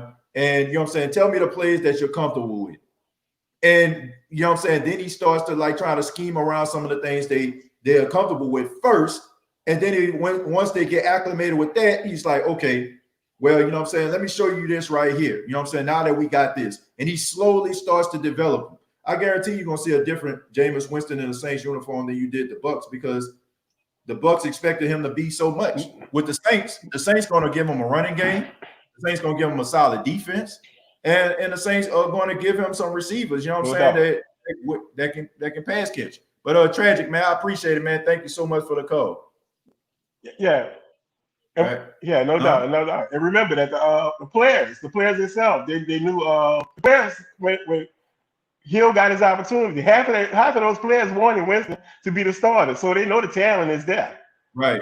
Exactly. They know. So good luck, TJ. I'm out. All right, man. Appreciate it, Tragic, man. Take it easy. Yeah, man. They know the type of talent that he is, man. So yeah, I think that Jameis Winston can improve his career. Now, I must say, as a Saints fan, man, we got to be patient with this guy too, man, because can't expect for this guy to go out here and be Drew Brees reincarnated. And we also have to take into account that before Drew Brees, towards the last 3 to 4 years of his career, Drew Brees was throwing double-digit interceptions too now. You know what I'm saying? Drew Brees was throwing about 12, 13, even 14 interceptions in one season. You know what I'm saying? So even though Jameis may start out, might be a little shaky, we got to be as patient as we were with Drew. You know, we got to have that same type of patience with Jameis, man, until you figure it out. Chosen, what's going on, man?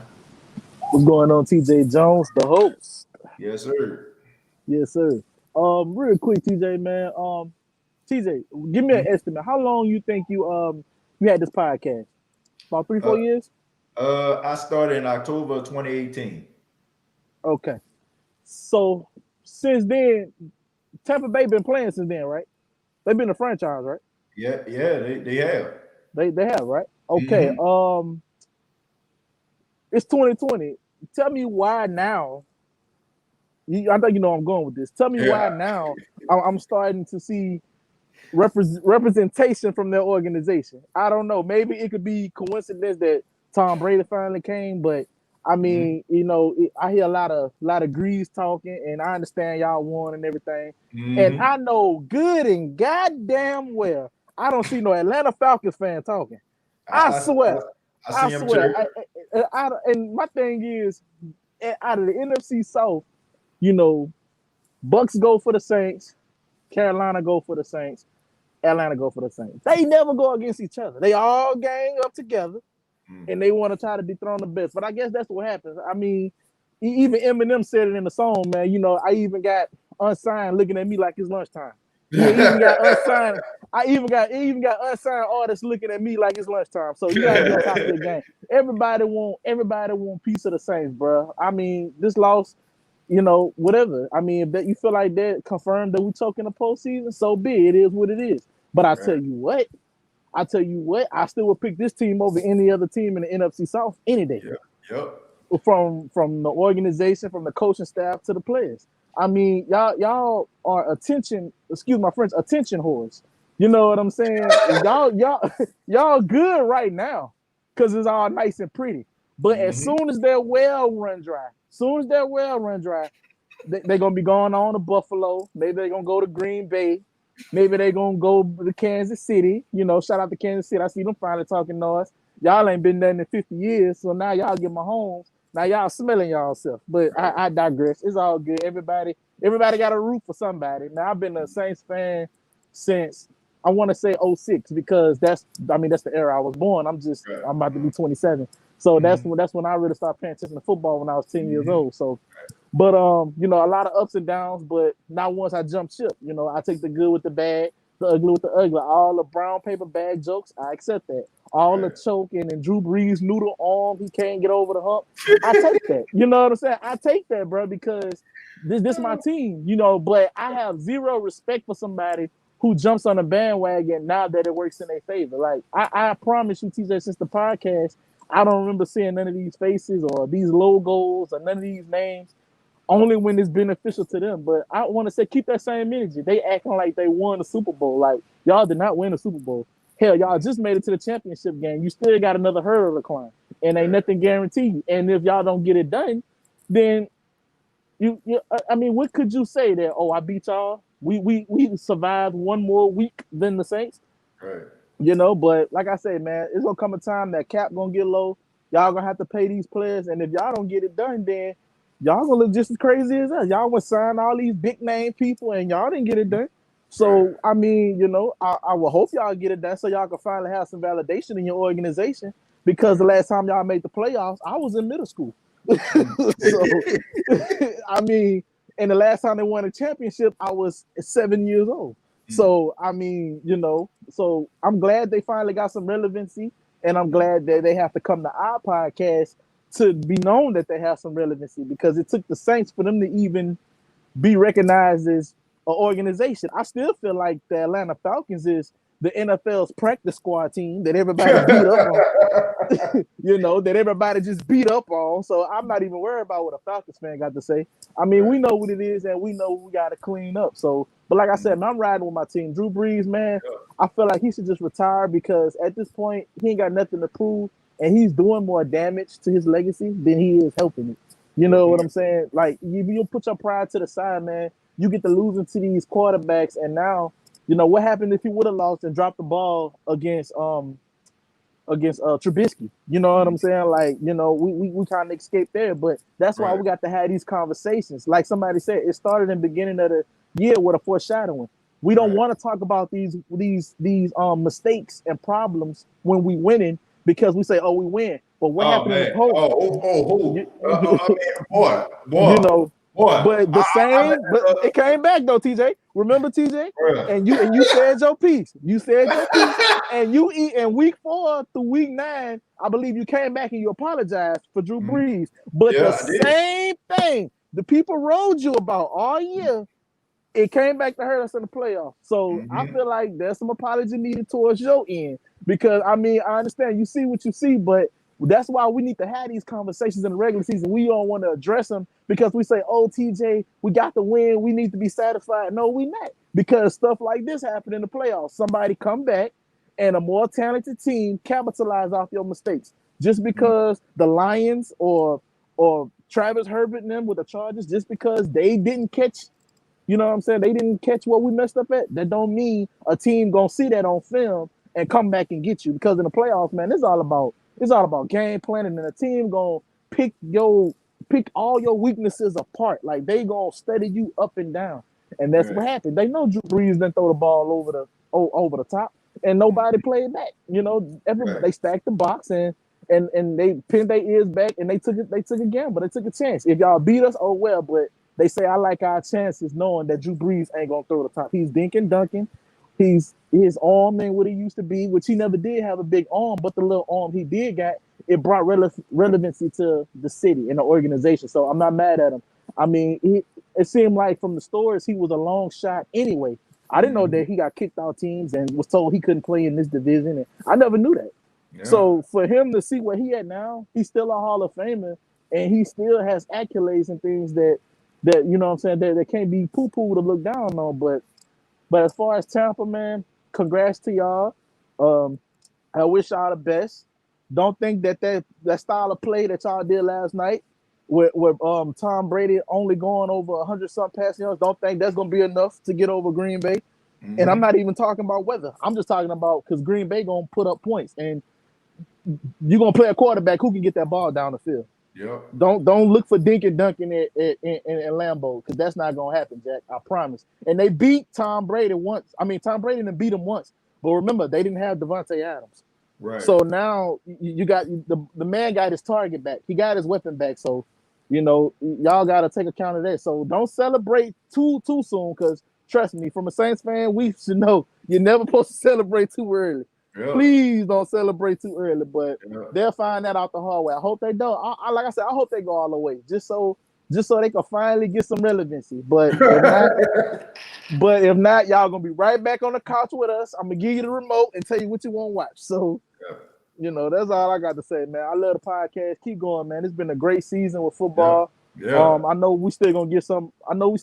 Shows in the off season from you. It may not be as much because, you know, it's the off season, but. You know, man. I'm still looking forward to the podcast, and shout out to your wrestling podcast. Yeah, man. I don't know if you're gonna go back to the unapologetic or the state of the game. Yeah, man. I'm looking forward to it. Yeah, I'm definitely going back to that, man. I have some announcements, some church announcements that I'm gonna launch a little bit later in the show. But yeah, man, I appreciate it, Chosen, man. Thank you for your commentary, man. I appreciate it. Yeah. Take it easy. Yeah. Man, shouts out to Chosen, man. And shouts out to Ghostface. $5 donation says, Bruce Arians' face so red, he can God set a slate. Real talk, thank you very much for $5. Says, it's Bridgewater in Carolina versus him in New Orleans. Success-wise, a testament to the greatness of Sean Payton. That is true right there. I think I had another donation here.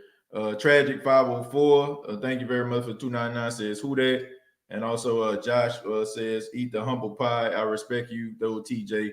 Look, shouts out to you, Josh. Look, I don't expect anybody that roots for a team that wins to come on here and be like, "Oh well, you know, I mean, we won." You know, what I'm saying? I expect you to have some type of exuberance, you know, with you or whatever like that. I don't, you know, like I said, man, like it sucks that the Saints won, but at the end of the day, man, you still have to have a little bit of appreciation for the greatness of Tom Brady. I mean, this guy 43 years old. And still out there, you know what I'm saying, balling out. You know what I'm saying? You can't hate on that. You can hate on the fact that he actually doing it against a rival, but I mean, you got to have an appreciation for greatness, man. So I mean, I don't hate Tom Brady as much as some other people do. And I think they just, you know, people don't like him because he's a winner, I guess, you know, but that's not good enough for me, man. I have appreciation for him. I have appreciation for both quarterbacks. That is unbelievable what those two guys did. The fact that they're into their 40s and they out there leading football teams. I'll move on to Rob. Rob, what's going on, man? Hey, what's happening, bro? What's happening, everybody? Who that? Who that, man? What you got for us, Rob? Well, I'm hearing a lot of great things. I forgot to call his name. I want to salute his sobriety and wish him nothing but the best, man. Everybody whatever anybody who's listening may be struggling with, I encourage you all to, take it a day at a time. I'm a 2-time cancer survivor, TJ. Oh, man. I when I was going through chemo, that was a very tough thing. But at its toughest moments, I got through it by literally taking the day 5 minutes at a time, man. And I got through it. And you look back, and I'm 10 years in remission. I have 2 young kids. Yeah, man. I mean, everybody's going through something. I just wish everybody the best and the mental fortitude to just push through. Now, regarding our boys, man, this therapy session that we have in there, I appreciate the platform as always, TJ. Yeah, no problem, man. For the fan base, let them folks in Tampa enjoy the moment, man. That's what it's about. They're supposed to enjoy it. It's let folks enjoy it. I'm not gonna poo-poo on people. They did win a game, y'all. Yeah. But for us, there's a poet who said that because I love America, I have the right to criticize it. It's the same thing, guys. We love our team. We love our team, right? But we have to have that conversation. It's time for intervention, y'all. It is time. In the early 90s, my big brother was a big Buffalo fan. Right. And although we were being blacked out, I found it fitting to tease him about them losing 4 Super Bowls in a row. And here it is, it's 2020, and he can still tease me about, man, at least we made it to 4 in a row to lose. At least that was at least it was we AFC champs, but we lost. You know what I'm saying? At least we were a good team to pick on Tecmo Bowl. The Saints weren't even on the first one, man. But anyway, what has happened here, I believe, is unfair to the fan base, and is also unfair to the 51 other guys who were trying their best, I feel. I'm going back to the Minnesota Miracle 4 years ago. Y'all remember we were down 17-0? Yep. Y'all remember Drew Brees threw 2 intercepts? Yep. Do y'all remember going back? Let's just stay in this 4-year thing here, just in the last 4 years. How many seasons went by where Drew Brees made it known he was not going to take a discount? He wanted top dollar, and there was some key person that we loved but had to watch go away because Drew Brees was going to get top dollar.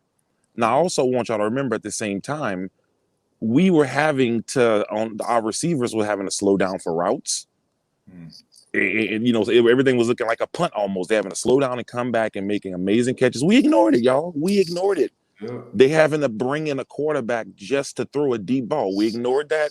We giving them top dollar. We making excuses. We have here, I find, our inability to separate ourselves. This goes for Loomis. This goes for everybody. Everybody was just way too comfortable. The writing been on the wall. We essentially, when you talk about the wasted wins, it's embarrassing, y'all. It is embarrassing to think about how many wins I swear to God, I didn't do the math yet, but TJ, it feels like Eli Manning got 2 rings with half the wins of Drew Brees. Yep. With half the wins. And then on top of that, Rob, like, you gotta look at it this way, right? The St. Louis Rams moved to Los Angeles. First year they go to the wild card round. I think they end up losing to the Falcons, if I'm not mistaken. Second year, then the NFC Championship game, going to the Super Bowl. I mean, you can call it for what it is. 2018 should have been us, but it is what it is. They went to the Super Bowl. This year, you know what I'm saying? Like, they got a much better defense, and you know what I'm saying? They beat a team that's supposed to be better than them in the Seattle Seahawks. Yep. You know what I'm saying? Let's go a little bit further. The San Francisco 49ers. Terrible year after terrible year. Get John Lynch, get Kyle Shanahan. Kyle Shanahan gets Jimmy Garoppolo. They get this defense with Saleh, you know what I'm saying, as defensive coordinator. Yep. Go to the Super Bowl, right? Yep. Even with Tampa, sign Tom Brady, right? Go to the, you know what I'm saying, go to the division round, beat us in the NFC Championship, 1 game away from the Super Bowl. You know what I'm saying? This is the thing that I'm scared of, though, and this is the same thing. People get so comfortable that I just don't see change happening in the front office, where this reminds me of Giannis. You think Giannis wouldn't trade in these 2 previous MVPs for a further run in the playoffs? Man, yeah. Look at all that dominance in the regular season. He gets an MVP. What they do, they clamp down on him. It's the same old story. We know how it plays out. The same thing. Look, what's more conceited, y'all, than actually believing you can go into the playoffs with an already depleted product in Drew Brees, but now he's coming off all these ribs and new lungs, and y'all think we're gonna go to the Super Bowl. Bro, that is the epitome of conceited, y'all. It is conceited. It is a monster that we, the fan base, have helped create, because I promise y'all, if Sean Payton had the same career in, say, New York City, when he was getting the same amount of wins, but they were not producing and they were losing, now going on 4 years where you have home field sometimes, and you all have literally, it's been Drew, and I know, because I called it when the season first started, I really believe the locker room wasn't even behind this dude this year.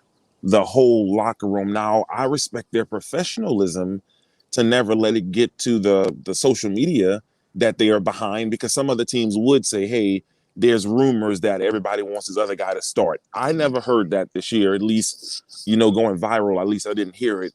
But when I just think about us falling in love with the feeling that becoming a winner gave us, it allowed us to excuse the very thing we've been going through. The exact same problem where if I am a cornerback, it's the same thing. Guys, whoever's listening, whoever's watching, if I'm a cornerback, I prefer to go against Drew Brees, because I know the things that man can't do, as opposed to you name the other 5 quarterbacks in the NFC that come to your mind. You got to think about this dude scrambling. You got to think about him throwing it over your head accurately. Him being able to not have to tiptoe and be precise and perfect in this one spot to throw through these tiny windows that his inabilities create. Right. We ignored it. We drafted like we ignored it. We went and got glass dolls like Davenport because we ignored it. We ignored it. We had Lamar Jackson sitting there, but got Davenport glass China ass. And we are, and it, even if us being comfortable even affected the hires within like the medical staff, I have been crying for the last 5 years on why does our team consistently have major injuries to our stars? And this is both of the teams that Ms. Benson owns. This is the Pelicans and the Saints. Major, like, we need to test the water on Airline Highway. We need to do something to figure out what is going on, y'all, because this whole year we just kept moving. We kept patching it up. We kept patching it up and kept moving. But my God, yesterday we had major pieces out, injured. But again, I don't know, TJ. I don't know if, let me ask you this, contractually in the calendar, when is Drew Brees due some more money? Because that's when I think he'll hold up announcing his retirement until. Do you know when that is? I think it's the start of the season, which is in March or whatever. Like, so okay, the actual calendar beginning of the new season. Okay. Now, if he does retire, I mean, that frees up $13 million. So okay, that can help him. It's sad to know that. I feel it's the truth that, like, Drew Brees has been the reason that we have had these such painful losses the last 4 years. I just think that I don't know, man. I just hope that we can continue to appreciate sharing the pain with each other, man. But it's really sad and embarrassing. Really, it's actually more embarrassing than sad to me, because it was there. I really do believe that it did a disservice to all 51 people for us to say, I think Sean Payton is lying to all of us. If you want me to believe Drew Brees was the best option at quarterback for our team yesterday, that's a lie. It's just a straight up lie. I think if it had a lot to do with Sean Payton feel like he indebted to Drew Brees because of all this. I mean, look, their successes can join. Drew Brees' success is Sean Payton's success. Sean Payton is on his way to the Hall of Fame because Drew Brees is on his way to the Hall of Fame. They're tethered together. They're tethered. You can't have one without the other. So I mean, look.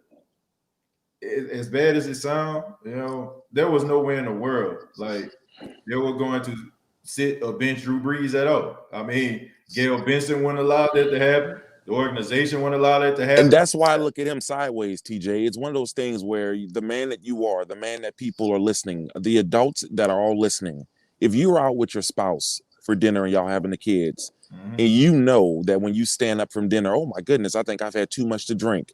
Aren't you doing a disservice to everybody in the car if you chose, no, I'm still going to drive, even though your wife is sober. I'm still going to drive. Okay, y'all are tethered, right? Your successes is your wife's successes, right? Your little man's successes. Yeah, but at the same time, y'all doing that y'all sent that man out there impaired yesterday, completely impaired, and put the 51 other guys out there who dressed yesterday, and the entire fan base. Y'all say, you know what? We gonna trust that his drunk behind gonna get us home. But that's the thing, look, Louisiana. You from Louisiana, right, Rob? Born and raised uptown, man. Louisiana Avenue, block off Chapatulas. Yeah, so I mean, you understand, man. We're a bunch of like traditionalists, like man. We look when we go to the corner store, we look for that dude standing on the outside, right? Yeah. You know what I'm saying? Like when we at the bus stop, we looking for the dude that's banging on it. You know what I'm saying? That's banging on the trash can. You know what I'm saying? With the pencils. You know what I'm saying? Like we're a bunch of traditionalists. You know what I'm saying? And if something is missing, like we looking for it. Yeah.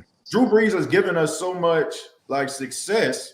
To a point where, you know what I'm saying, like I said, we feel like he's beyond reproach. It's sad. If you say anything negative to Drew Brees, like I'm dead serious.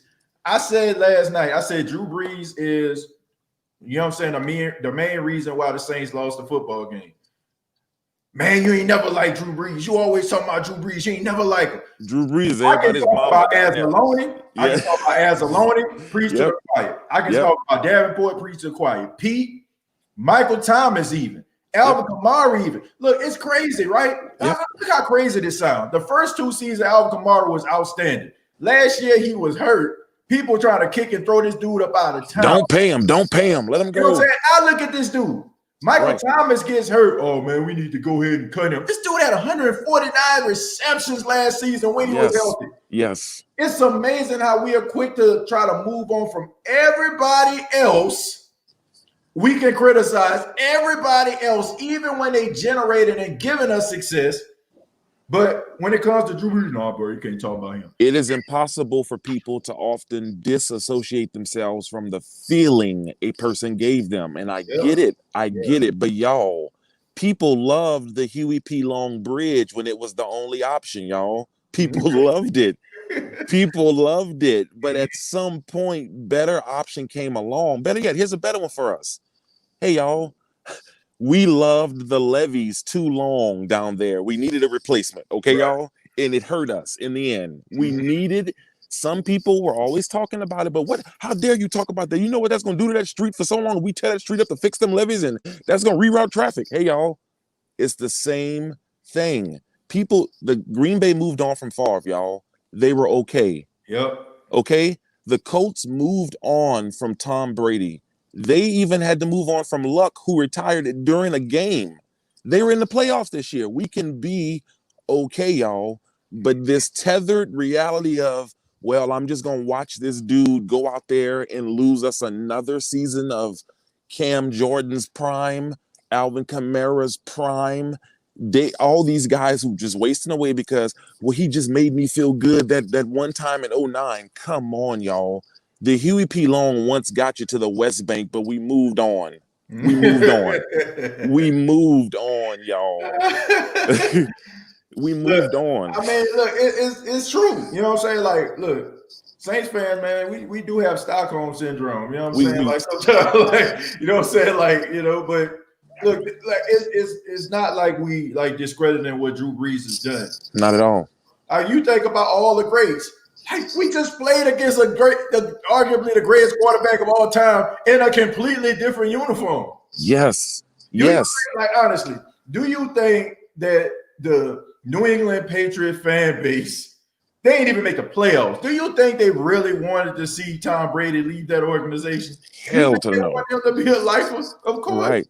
Right. But look, we got to, and look, I just want us to be more accountable and just kind of take accountability of, like, sometimes the fan base can have an influence. If you deify a person, when a person does make mistakes, y'all, it's too late to now try to change it on a person. Like you said, this dude is at God status in the city and the fan base, and I just hope this doesn't turn ugly, because you remember they had to kick Favre off and let Aaron eventually start, because Favre kept draining them and holding them back until, well, let me take the first week of training camp off while I think about it. They had to say kick rocks, bruh. I hope this doesn't end badly. I heard about the NBC contract, but this is 3 seasons too late. I'm going to kick back and enjoy the rest of the therapy session, TJ, man. I appreciate it, Rob, man. Thank you. Salute, man. Thank you. Salute to you, man. Thank you. Yeah, man. Shouts out to Rob, man. Some real good stuff right there. Real good stuff. Read a few comments, then we'll go back. Man, this is the Who Dat intervention. You know what I'm saying? Like, feel free to chime in. You know what I'm saying? We're going to go a little bit longer because we often do, doing like playoff losses. I can't believe I'm saying this, but it is what it is. We we go a little long during playoff losses to let everybody kind of, vent a little bit. So we're going to go on to Derek. Derek, what's going on, man? Hey, what's going on, TJ, man? How you doing, man? Man, I'm doing just fine, man. Thank you for being a part of the State of the Saints podcast, Who Dat intervention. So what you got for Man, this is my second time calling in to you, man. But I wanted to say, man, I appreciate you. I appreciate your professionalism. I appreciate your insight. And I just started listening to you this year, man. But it's like you became like my favorite podcast. Man, I appreciate that, man. Thank you. And I appreciate your last call last year, because you take care of I got diagnosed with colon cancer this year. So a lot of my injections this year, I'm sitting up listening to the podcast while I'm getting my injection, listening to you. You know what I'm saying? And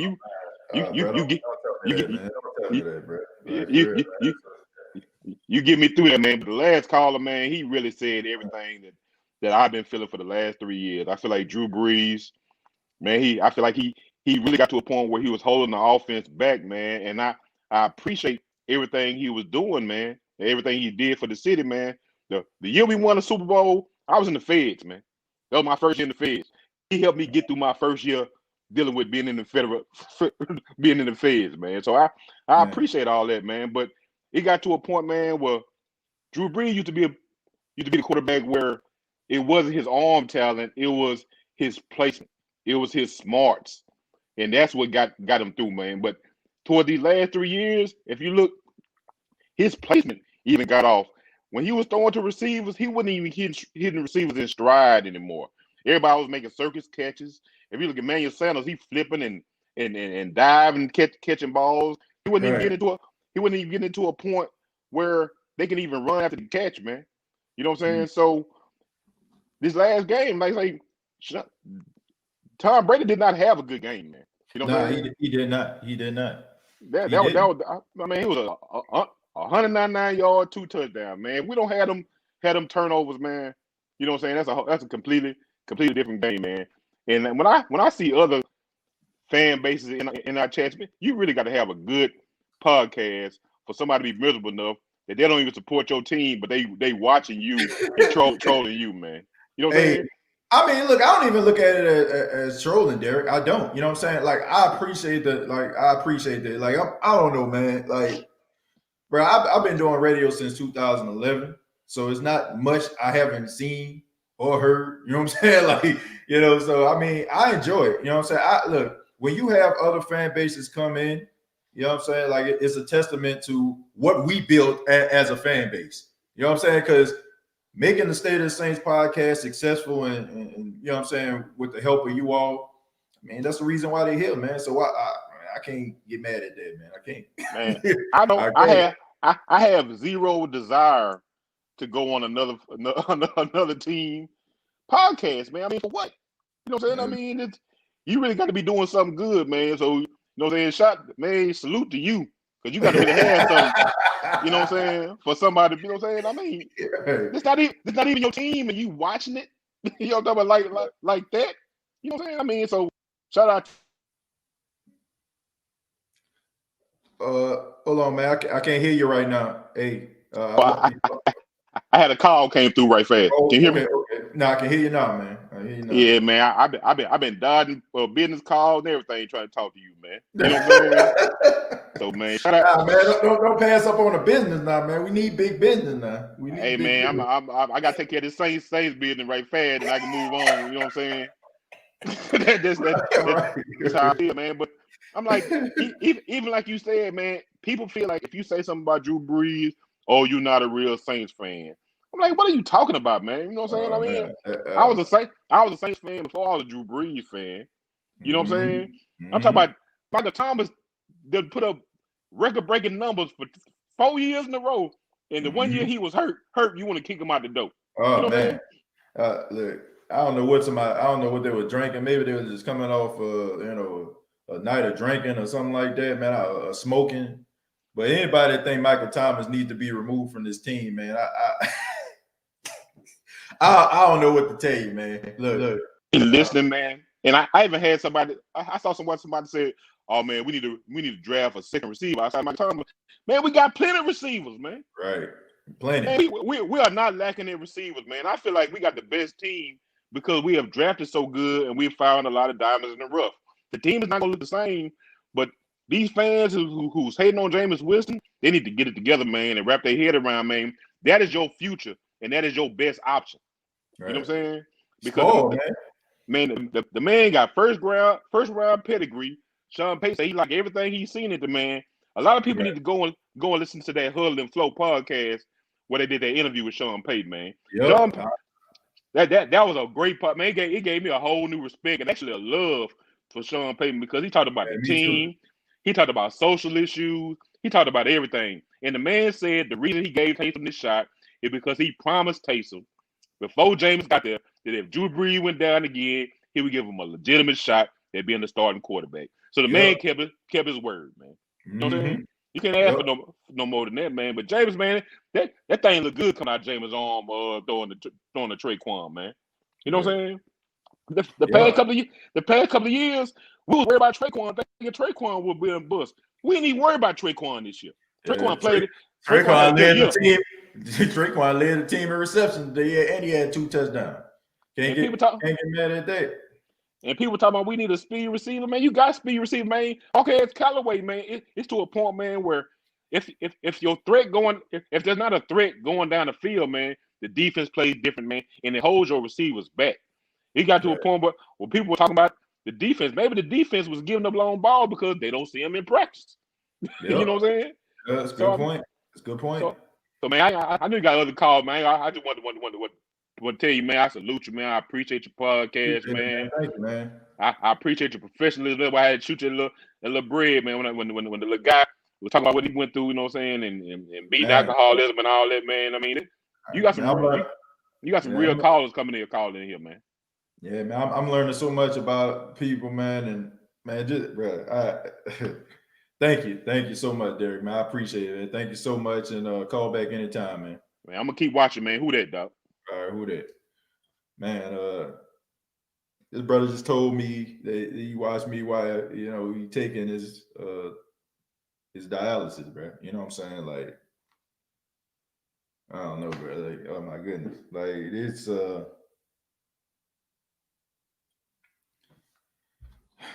move on, man. Goldface Griller says I like Winston attitude too. Yeah, I think it's I think, man, everybody like Jameis. You know what I'm saying? I think that he a good locker room guy. Like you could tell, like, when they had the little training camp and stuff like that, man, teammates really liked how animated he was and stuff like that. So, Jameis a likable guy, I just think that people like look at Jameis and they, like I said, they look at him and they say that he's not Drew Brees. I don't want to get into the whole race thing. You know what I'm saying? I don't even want to get into that, and I will hope that we in 2021, even though some of the things that we've seen may prove otherwise from time to time, but I will hope that we're past the fact of, oh, this guy's black. You know what I'm saying? Like, I will hope that we're past that. You know what I'm saying? Like, this guy has talent, and it shouldn't matter, what the color of his skin looks like. And we have to understand, man, like, everybody is different. Everybody can't be Drew Brees. You know, and I hope not. I hope they don't see his color and be like that, but I just hope not. Let's see. We're gonna move on. I'm gonna go to. I think I went to tragic. 504. What's going on? Well, I think Tragic already been on. Saints fan. Tragic. What's going on? All right, bro. Guess somebody had a little stage fright right there. Call back. You know what I'm saying? No need to be shy or anything like that. Nobody's gonna hurt you, man. Like, so Tragic, call back. You know, if you still get a chance. You know, look.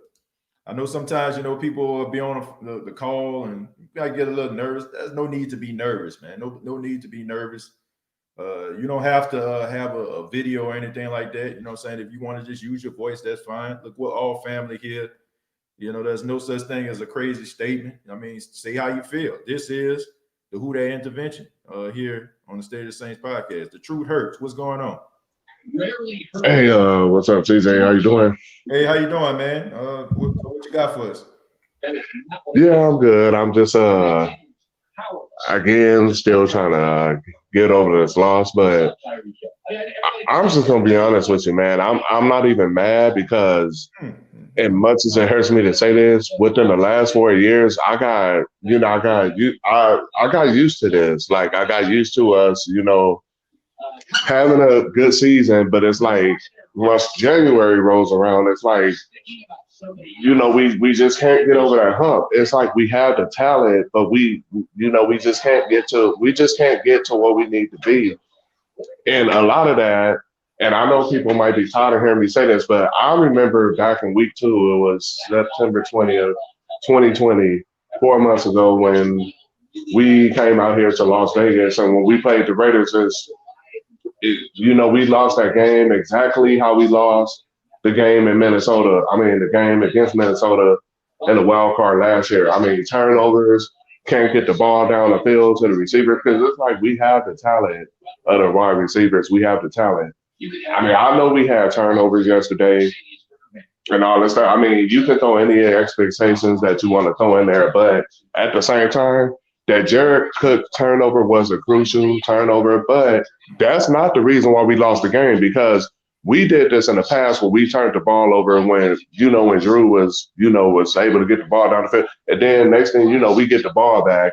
We score, but that's not the case anymore. Like, Drew Brees, he done a lot for this organization, this city. And, and like I heard you say earlier, Drew Brees was mainly one of the reasons why we was, we really, the Who Dat Nation even grew, this guy, he turned this whole thing around. But, it's like, but at the same time, I'm tired of hearing all these excuses from, certain people. It's just like I was reading on your Facebook page earlier, I saw one of your posters, and I'm reading these comments, and I'm like, are these people insane? Like, really? Anybody with 2 eyes, all you gotta do is use your brain that the Most High gives each and every one of us in your 2 eyes. When we look at in January, I mean, Drew Brees is the reason why we are not getting over the hump. Honestly, I'm gonna come on out and say this, and I'm not trying to make nobody mad, but right now I don't care, because the truth gotta hurt one way or the damn other. If Aaron Rodgers was our quarterback yesterday, honestly, the Saints would have blew Tampa Bay ass back to Tampa Bay. I mean, I know a lot of people might not agree with that, and I'm gonna go as far as to say this, and I'm about to piss more people off. If that was us in the Louisiana Mercedes-Benz Superdome playing the Rams on Saturday, we would have lost that game. Even with Aaron Donald not even at full strength, we would have lost that game. You know how physical the Rams defense is, and we can't even get the ball past freaking 20 yards like we used to? Man, they would have been press coverage in us, because they know that we cannot get the ball where it needs down the field. They know we got the weapons to do it.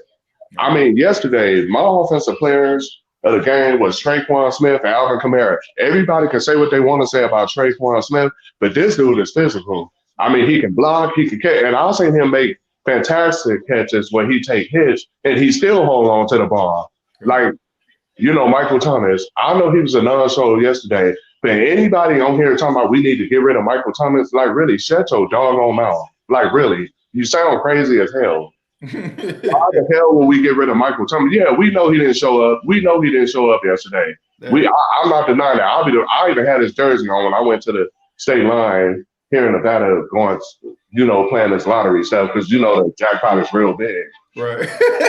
But at the same time, anybody with that bull ass talking about get rid of Michael Thomas, this and that, okay, who the hell are you gonna get for him? Let's just be honest.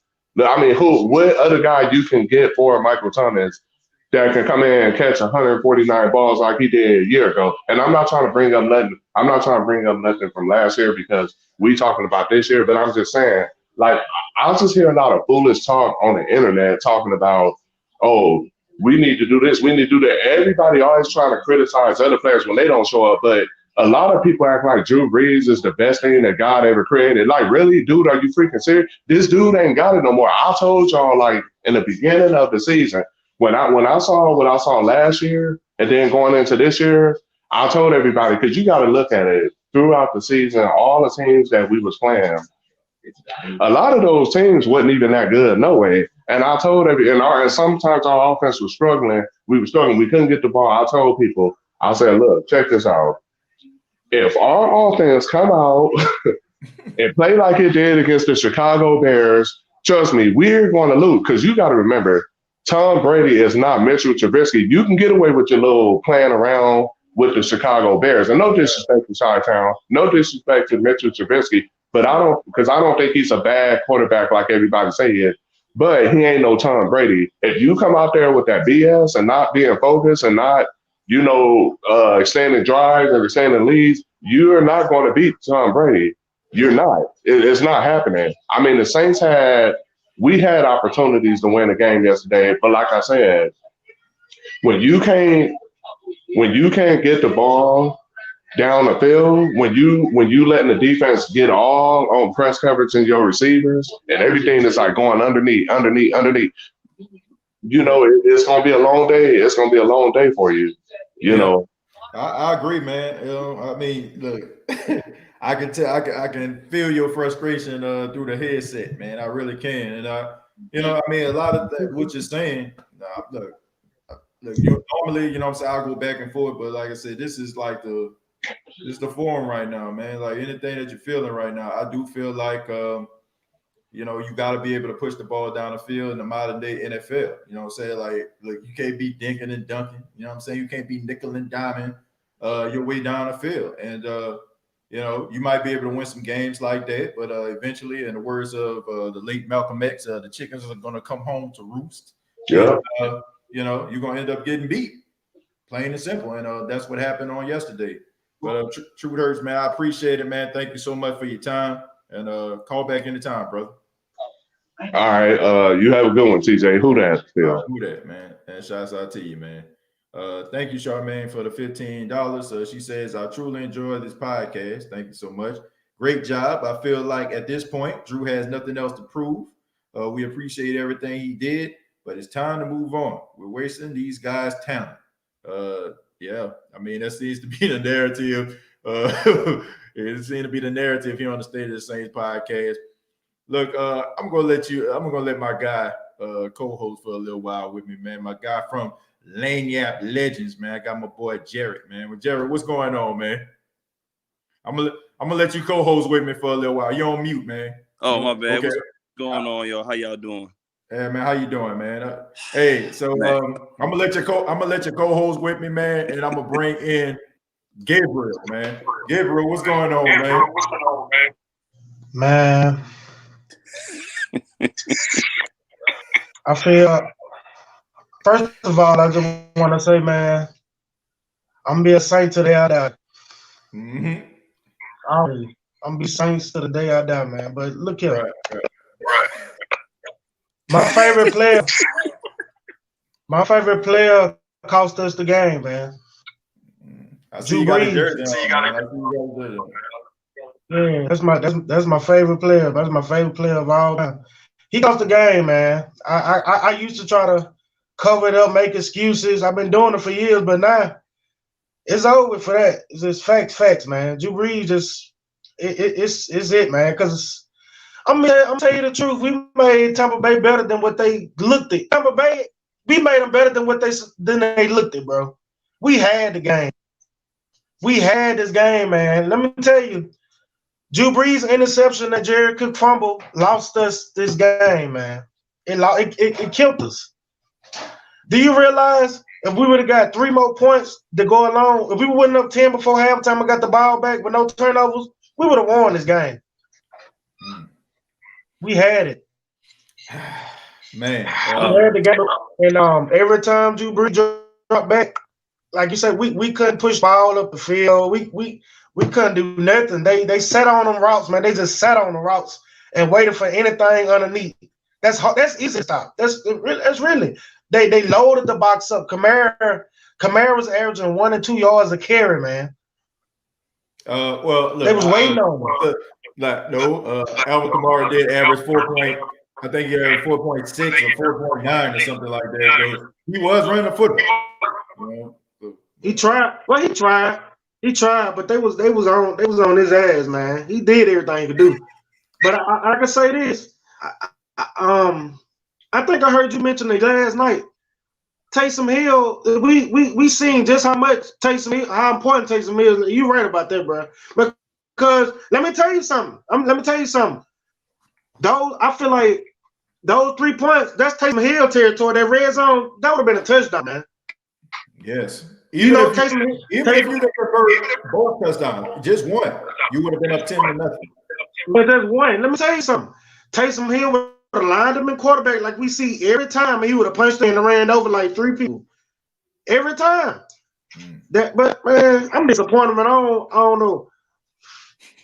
My fiance disappointed. She says, I mean, it's terrible, man. Hold on, let me ask you a question. Since you're a Drew Brees fan, you said for the last 3 to 4 seasons, you knew that Drew Brees wasn't playing up to his caliber, correct? I knew it, but I wouldn't trade him for another quarterback in the world, though. I ain't care about it. I'm glad you acknowledge that. Most Drew Brees fans don't acknowledge that. So, TJ, what is the job of a head coach? What are they supposed to do every week? Talk about game plan, right? Game plan. What's their job? Put the best players on the field every week, right? Mm-hmm. So I remember early in the podcast you said that you really couldn't blame Sean Payton for this loss to a certain degree. I disagree to a certain degree because I've been watching. I'm a Saints season ticket holder. I'll be watching. Hold on. Let's finish it up with Gabriel real quick, and then we go. Okay. I'm gonna give you a spot. Go ahead, Gabriel. Gabe, man, go ahead, man. Final thoughts, man. What you got? Man, we should have won that game, man. We should have won. I mean, they're gonna hunt me. It'd be like every year. I feel this all the way to football season start again. I feel it every day. I wake up every day. Well, it's serious. I mean, it don't make no sense, man, because like I heard the preacher, I watch your podcast every day, man. I ain't gonna lie. You gave me confidence. My boy was mad at you, man. How much confidence you had? Because I believe, listen. Listen to me, bro. I believe, before it was over with, I believed in you. I appreciate it, man. Because I'm a fan at the end of the day, man. I'm a fan. You know what I'm saying? I'm gonna go hard. By the time TJ Jones got through, I thought we didn't want no way he was gonna lose, because he said, man, this man said the Saints ain't no way they gonna let Drew Brees lose. Guess what? We lost. I don't know how they Oh, man, that's But Gabriel, man, look, I appreciate the call, man. Look, call back anytime, man. Look, don't get on that ledge, man. Don't jump off that roof. You know what I'm saying? Like, calm down, man. You got your girl. You know what I'm saying? Tell her to hold you tight. You know what I'm saying? Y'all get through it together. You know what I'm saying? Appreciate the call, brother. Yeah, man. All right, thank y'all. Yeah. Oh man, Gabriel, man, shout out to my guy, man. That was hilarious.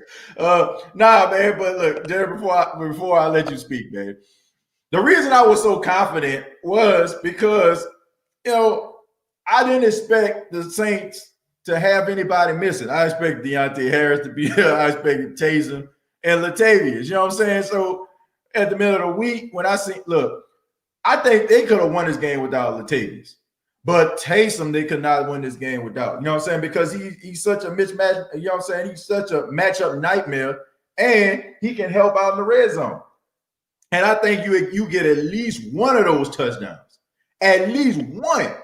You know what I'm saying? If he was in this game. But go ahead, Jared. Go ahead, man. Floor is yours. So for one, let me say this and go on the record and say Drew Brees is the greatest Saint ever. He made us relevant. He's the reason him and Sean Payton era has put us on the map. Right. I want to give him his flowers while he's still alive. He's a beast, right? Right. But last time I was on a podcast, I said that the reason if you can go back and look at it, I believe I said that if we continue to have Drew Brees as our quarterback, we will never win the Super Bowl. We will never advance past the second or NFC Championship because he always hinders our offense from achieving their full potential. We have all this talent. We have all these weapons. But our quarterback cannot run or scramble. He cannot throw the ball deep. And defenses play to that. You saw that in the game yesterday. Right. I've been seeing it all season. I've been seeing it for the last 3-4 years, but people were just blinded by Drew Brees, their dedication to his fandom. But going back to my previous point when I was saying, what is Sean Payton's job? He's a head coach, right? He's supposed to put the best players, best talent available that he has week on, week out, right?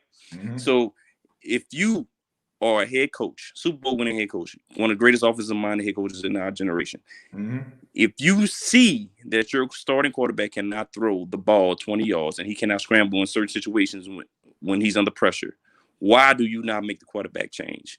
If Nick Saban can make that quarterback change in the middle of a championship, why won't you do it in the playoff game? If you notice that as soon as James Winston came in the ball, he threw that ball deep. The defense wasn't even thinking about throwing the ball deep because they're prepared for nobody to throw the ball deep. Again, if you're the head football coach and you notice this the entire season and previous seasons, why will you keep sticking with it? Why not make a decision to go get you a quarterback that can do what you need to do to win games? We had Jameis Winston. We had opportunity to put him in. They decided not to. They put in Taysom Hill, who did a great, wonderful job of 3-1, but he's not the future. I believe if you put Jameis, in my personal opinion, if you put Jameis Winston in that situation, we would never saw Drew Brees back again. And I think that's the reason Sean Payton didn't do it, because he knew even the reports that players thought James Winston should have been the starting quarterback during the situation because he's doing so well in practice.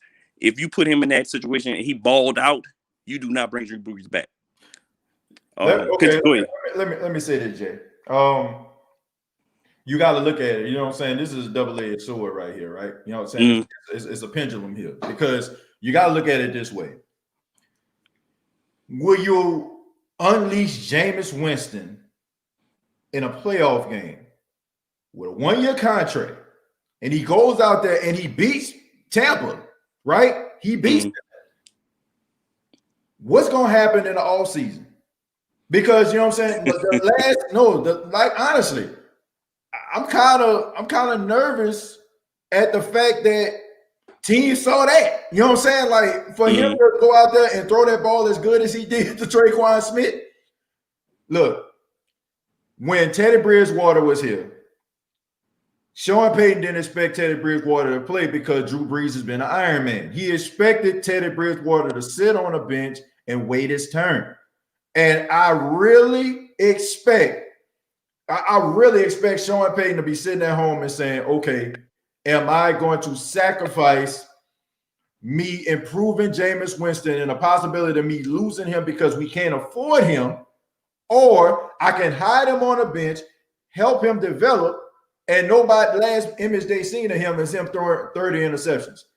I ain't got no problem with that, man. Look, if Jameis Winston is the future of the New Orleans Saints, I got the confidence in the coaching staff and the front office that they can put a team around him to succeed. You already got Alvin Kamara. You already got, you know what I'm saying, like a good, solid offensive line. The offensive line coming back, right? You know what I'm saying? The offensive line coming back. You're going to pay Ramczyk. If you don't, you out your mind. I would pay Ramczyk before I pay Lattimore, okay? Like, that's how I feel about Ryan Ramczyk. So your offensive line is coming back. So he's going to have a running game already. You got Emmanuel Sanders coming back. You got Michael Thomas coming back.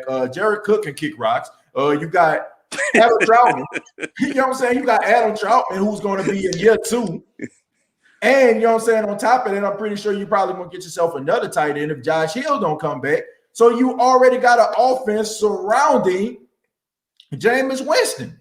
And you got your supporting cast. You got your leaders on the defense with Demario Davis, Malcolm Jenkins. So you're gonna be all right. You know what I'm saying? So look, let Drew Brees play. You know what I'm saying? Because I feel like, look, anybody that understands Sean Payton and looked at that interview that he did with Steve Weiss and Jim, you know what I'm saying, Jim Trotter, it will tell you that his word is his bond, and he will go down with the ship. You know what I'm saying? He gave Taysom Hill a promise that he would give him opportunity if Drew get hurt, and he kept that promise. So you know he was gonna roll with Drew to the end of the season, man. And I ain't mad at it. You know what I'm saying? Like you cannot sacrifice. Like, look, you cannot sacrifice the future trying to win one game. But my argument to that is, it's the NFL. You never know how teams gonna react. Every season is different. Like, this is another opportunity we had. Like, on window, like you said, you believe the window was closed. I think we have one more year. I'm just pushing it. I think we have one more year, and I think we were wasting all these seasons because we believed in Drew Brees' legacy. And I think if you losing in this game, I mean, why not just go balls to the wall and just risk it all? Put in Jameis Winston. I understand your rationale of not putting Jameis Winston. I understand it completely, because I didn't want him to go. I didn't want him to go ball out either, but I just want to win. That's my hope. Like, bro, even when I coached my son's football team, I started out with a quarterback, and 2 games in, I noticed I had a girl come in and she was a better player. So mid-game, I put her in. Like, well, we ain't got no contracts here. You know what I'm saying? I know we ain't got no contracts. You ain't got no 5-year deals and no $100 million contracts on the line, Jay. Like, bro, I ain't got no look. I am not going to sacrifice the future trying to win a football game. I'm not. You know what I'm saying? Okay. That's just like, okay, look, you can appreciate this. Let's think about Zion Williamson debut, right? Zion Williamson came in versus the Spurs red hot from 3. When he scored like 18 points, you know what I'm saying, in like 4 or 5 minutes of the game. Hot. Had the crowd going crazy. You know what I'm saying? What did Alvin Gentry do? He pulled him out. He's like, hey, man, look, he hot. You know what I'm saying? It's cool and all, but look, we need this young cat for the future. You know what I'm saying? He's not 100%. That's what you need to do. You can't sacrifice your future trying to win one football or one basketball game. And you know what I'm saying? That's the way I feel about it. Look, Jameis Winston can sit on the side. Jameis Winston gonna be all right. You know what I'm saying? But I think the Saints dropped the ball, because I think they should have signed him in the middle of the season for like a short-term deal, maybe 2-3 years in the middle of the season. Right. And then we would have covered. We wouldn't have to worry about showing them off and showcase. I think we dropped the ball, because I really think people don't realize how good Jameis Winston is. Like, he's really talented. Like, he's a beast. Right. It just unfortunately he had that stint with the Buccaneers with all those coaching changes, and Jameis Winston never had a team like Tom Brady got. Never. Yep. You know what I'm saying? So I don't even see Jameis Winston leaving, because he's in a great situation. Like, he already know he gonna beat out Taysom Hill. He already know the system here. He got a talent. Like, I don't see him leaving. But I think the Saints messed up not signing him in the middle of the season, because now he gonna test the market, and now he gonna get way more money than I think we can afford. But I think we should sign him in the middle of the season. So you think Jameis gonna get more money? I mean, I think somebody's gonna try to sign him, and we're gonna have to match. That's what I think.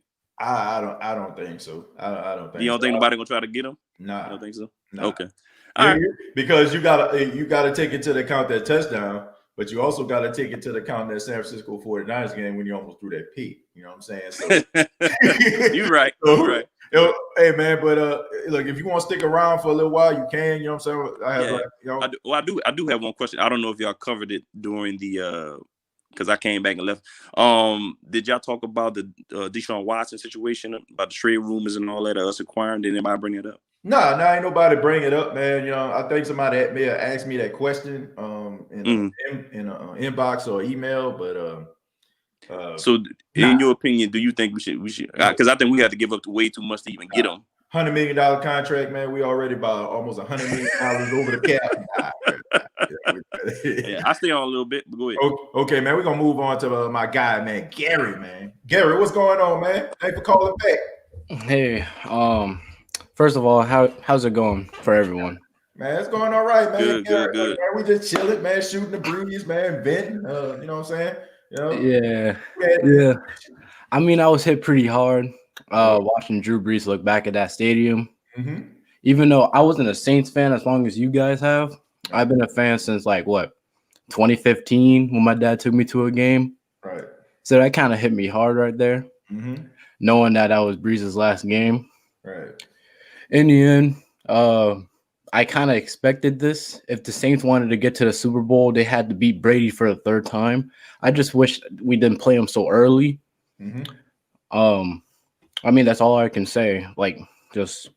We can't get over the hump. We couldn't make it past the Buccaneers for the third time. We couldn't do what we need to do.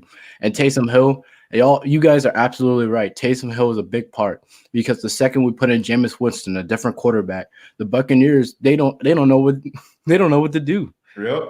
We literally line them up at wide receiver, and it's all of a sudden the Bucs have no idea what to do, and all eyes are on Alvin Kamara on that play.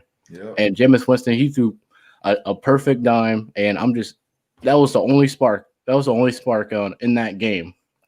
Drew Brees and the Saints, we had one good drive, and then that was it. The rest were interceptions, Jared Cook fumbling. It's just a disappointment. I mean, I just expected better from this team offensively. Right. I did like Jameis Winston. I do think Sean Payton's an offensive genius for that. Yep. I wish I get to see him a little more, but I mean, it is what it is because in the end, you had Drew Brees as a starting quarterback, and you expect him to get the job done. But it is what it is. Yeah, I mean, look, Gary, I understand you're bummed out, man. Gary, how old are you, man? I'm 16. Yeah, man. So, I mean, all you really do is success. Right. He went into the bad years. Nah, but Gary, man, look, check this out. Look, there are better days ahead. Look, we all appreciate what Drew Brees and his contributions that he did, that he has given to this team. I mean, he's given his heart and his soul. Anybody that can't see that, I don't know what to tell you. Yeah. But I just feel like this was just one of those times, man. It was, I don't know if anybody's seen this movie called The Wrestler, but it was about this actor named Mickey Rourke. And there was this final scene where Mickey Rourke, who played this guy named Randy the Ram Robinson, he was dealing with a heart condition. And in the final scene, he was actually booked to wrestle, in a wrestling match, but he shouldn't have wrestled. And he comes out there and the crowd is just going crazy for him and stuff like that. And he had this finishing move called the Ram Jam, which he comes off the top rope. And he wasn't supposed to wrestle in his match because it could have killed him. And he ended up going to the top rope at the very end to jump off. And then it just goes black. You know what I'm saying? But the point I'm trying to make is that roar of the crowd, that last moment, you know what I'm saying, that just we just feed into, you know what I'm saying? I think he just wanted to feel that one more time. And even though he was limited with the shoulder and the ribs, he wanted to give it one more shot. You know what I'm saying? Even though he wanted to, you know what I'm saying? It's like that Bible verse, you know what I'm saying? Like the you know what I'm saying? What they say, the soul is willing, but the flesh is weak. You know what I'm saying?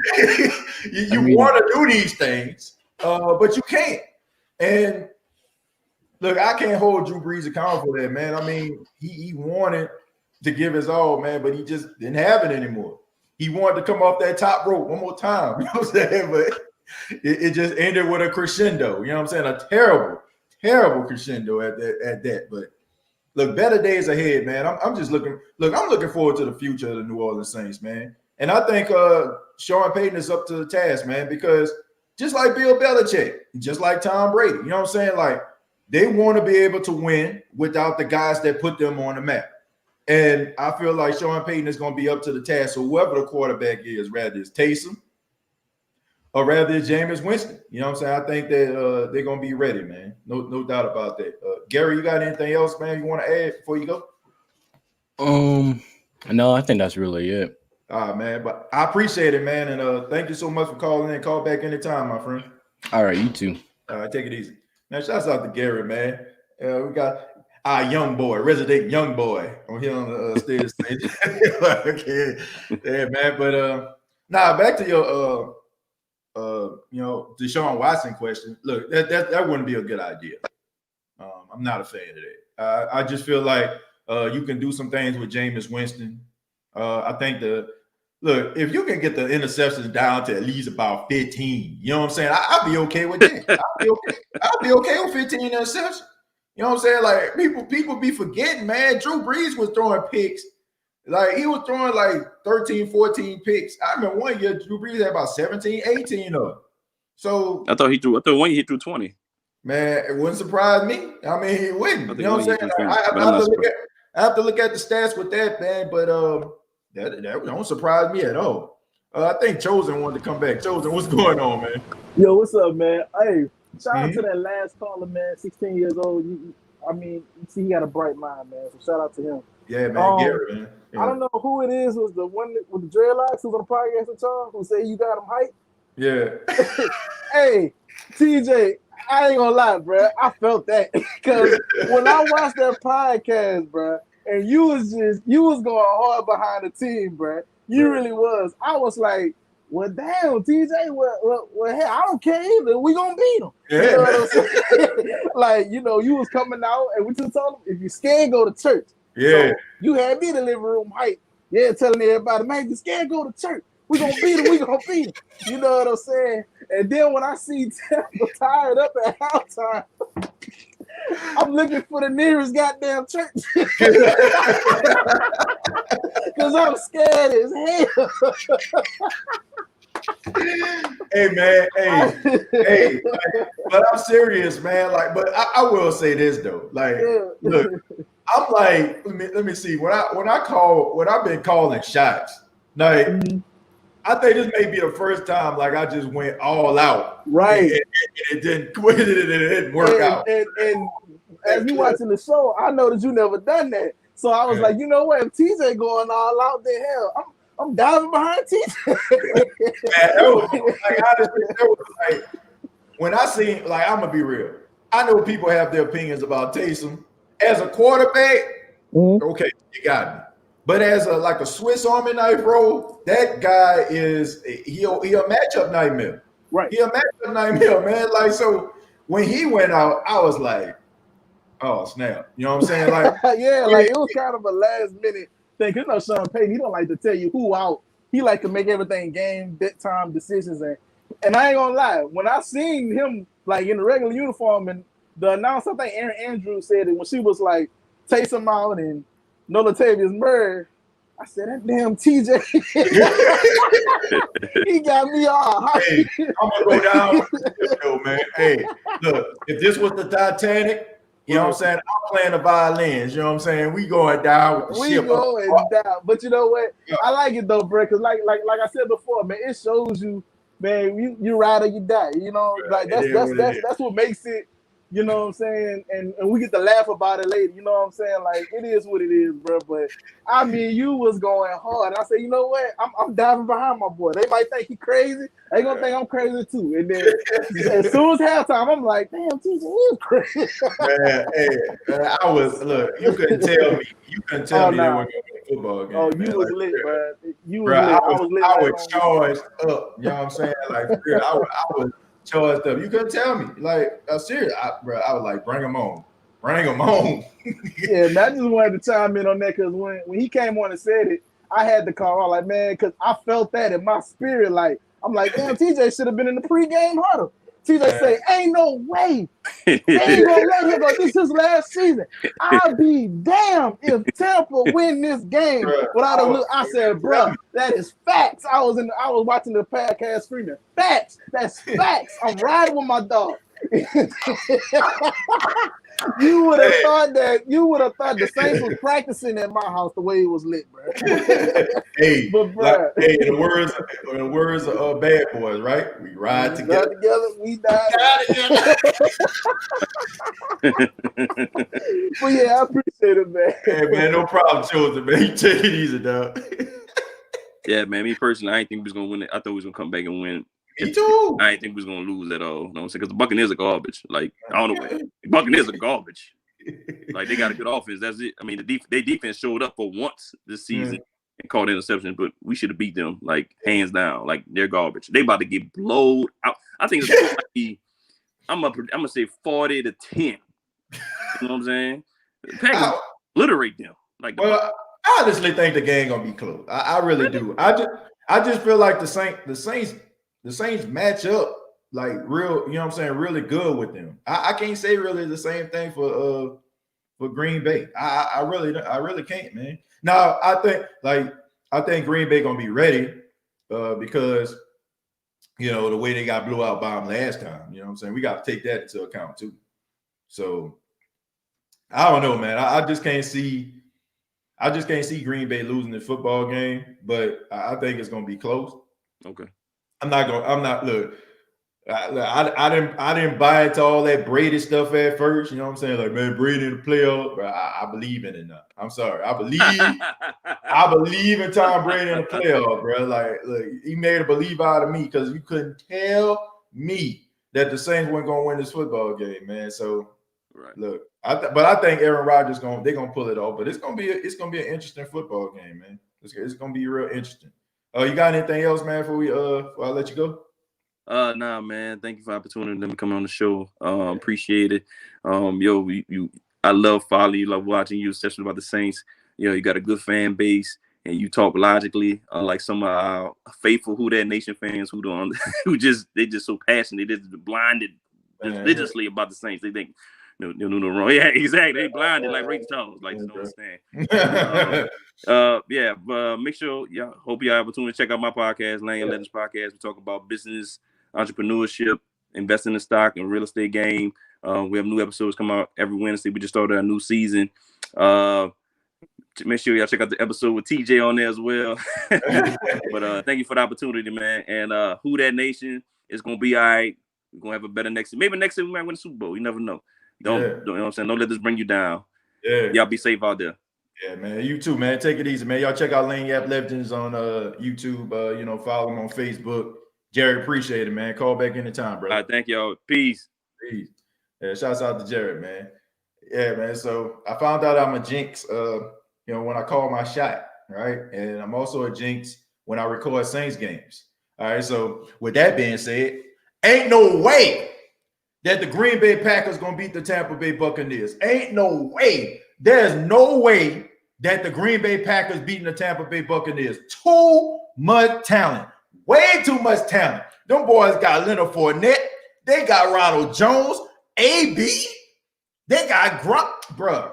Green Bay don't have a chance. I don't care if they are playing at home. Tom Brady about to go out there and light them boys up. Straight up.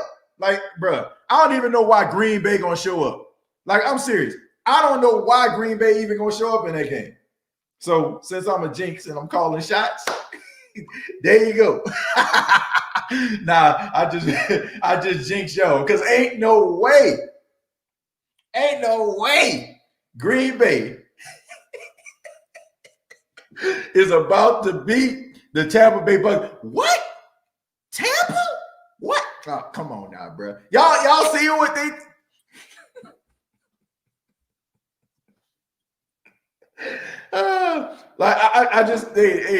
they say I jinxed them. They say I'm a jinx. Look, as a matter of fact, I'm gonna do Tampa a favor, right? I'm gonna record the Tampa Bay Buccaneers game for y'all. You know what I'm saying? I'm gonna make sure that I record the game for you. You know what I'm saying? Because I just found out by calling my shot, I'm a jinx, and recording games, I'm a jinx. So I just rubbed that off on you because ain't no way.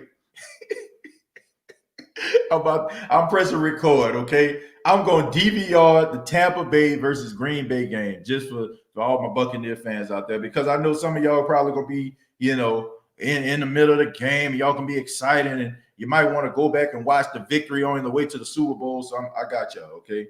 I got y'all. Okay, we're going to read a few more.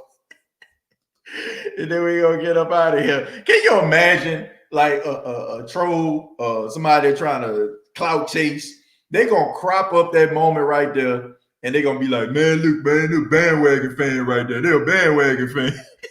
I can see it. I can see it now. Like, I can see because somebody went back and it was the Green Bay Packer game. And they had me saying, I think this had to be like around week 3, right? So they had me saying that the Saints were not a good football team, but they completely wiped out the rest of the statement. They made it seem like I'm saying the Saints are not a good football team, but they didn't put my whole explanation on there for me saying it. So I can only imagine a Tampa Bay Buccaneers fan going back to this, cropping it up and saying, look at the State of the Saints podcast, man. He out here jumping ship. He jumping ship. Like, nah, bro. Please put it into context. Please, if you're going to put the whole clip on there, if you're going to tell the story, make sure you tell it all right? DeRite, what's going on? TJ Jones, the host. Yes, sir. Yes, sir. Hey, man, first of all, I don't think there's anything in additional I can add based on what everybody else have said. You know, all I'm going to do is just give my little 2 cents. Mm-hmm. To be honest with you, TJ, I don't feel bad, man. Man, me neither. I don't. I mean, I really don't feel bad considering I knew what we were going into the game with. Mm-hmm. I knew what Tampa had to overcome. Mm-hmm. And I knew that there was an opportunity that we wouldn't execute the way that we should have. And considering the fact, if you remember the beginning of the third quarter, we gave the ball to Alvin Kamara maybe 5 times in that drive. And it was flawless. Then when he got tired, we put Ty in, and Ty continued. We scored on that drive by running the ball. However, what that does is that takes the accolades from where the accolades should be going, if you're following me. Right. Exactly. So with that being said, I knew that we could have ran the ball directly at them because they're too fast going right and left, if that makes sense. Mm-hmm. So I knew that we could have accomplished if we would have ran the ball and been consistent at, more or less a closed with a fullback in the backfield doing the blocking versus like a read. Mm-hmm. But as far as that's when I'm going to leave that. Now on to the future. Mm-hmm. I'm going to be honest with you, man. I'm so excited. I am so excited because now we have now we have an opportunity for Sean Payton to actually open the playbook with no reservations. Right.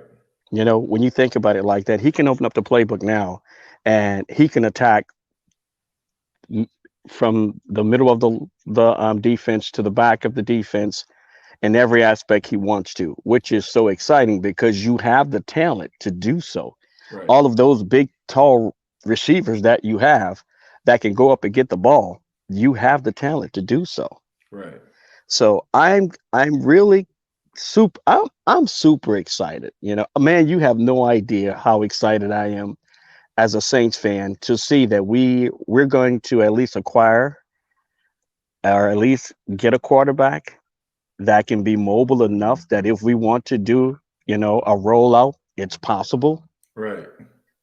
Somebody that can extend a play, it's possible. What makes offenses today so dangerous? The ability to extend plays. Mm-hmm. To, not just sit in the pocket, but to extend plays. Yeah. And everybody that was in the playoffs pretty much this year are play extenders. Right. So I'm going to be honest. I'm looking forward to the Green Bay and Kansas City matchup simply for the fact that both of those quarterbacks can extend plays. Yeah, I know. They really can extend plays. So that's my opinion. I'm kind of excited about this up and coming year. Is going to be different because the biggest adjustment is going to have to be with us, the fans. Yeah. We're going to have to be the biggest adjustments. But on that note, man, look, Happy New Year's to you and your family. Happy New Year's to the Who Dat Nation. Keep your head up because guess what? Sean is not that bad, man. Sean really showed you what he could do if he didn't have the talent. And there's so many times that he did it without Drew Brees. So that's all I have to say, man. Yeah, I appreciate it. That's a great take right there. And I like you, I'm looking forward to the future and seeing what the Saints can cook up, man, to try to continue to be legitimate in the NFL. So thank you so much. Call back anytime, right? Who that, man? I had to put a face to this person that's in Orlando, Florida that's making all that noise. You heard? I appreciate it. Thank you so much. For sure. Yeah, take care. Yeah, that's good stuff right there. I mean, a lot of people are looking forward to the future, man. They're looking forward to the future.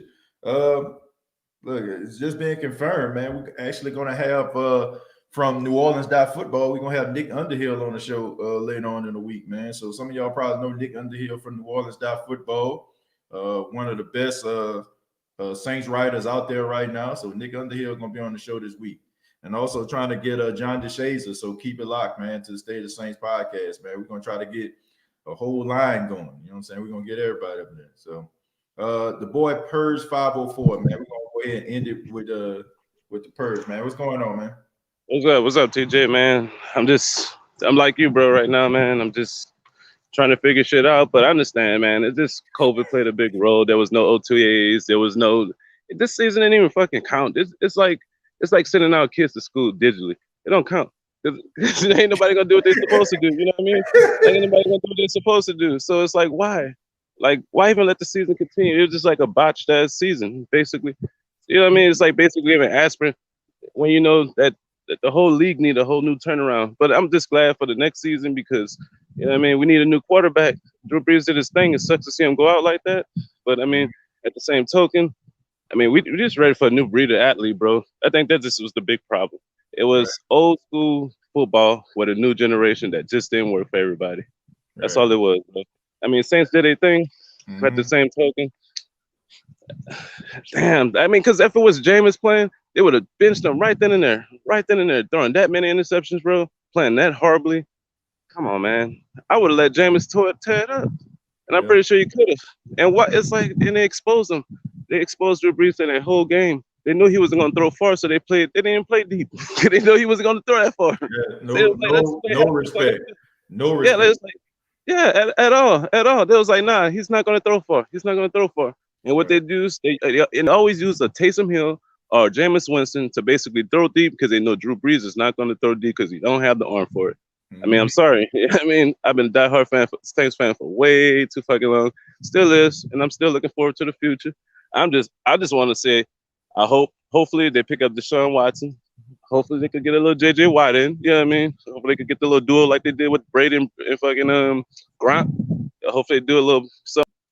Okay, man. Look, that's too much cursing for me. You know what I'm saying? Like, man, we gotta keep it PG. You know what I'm saying? Like, shoot, I ain't trying to be demonetized. I understand people trying to be 100, but this is a family show, man. So I let one whip rip. You know what I'm saying? I can't let several rip like that. Can't do it, man. Can't do it. You know what I'm saying? My little nephews and my little nieces and so many other young people watch this show. So I can't do that, man. I can't do it. But we can go ahead and wrap it up, man.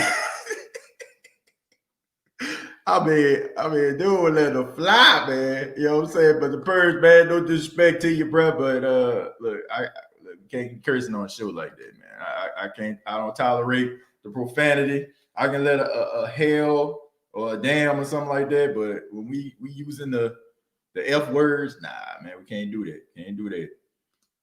Not only the fumble, but the 3 interceptions come on now. Yeah, man, those 3 interceptions were hurtful. Spotted them 21 points off turnovers. That's the difference in this game. Take away those 21 points, and we win by 12. That's a good point. Shouts out to Real Talk Perez.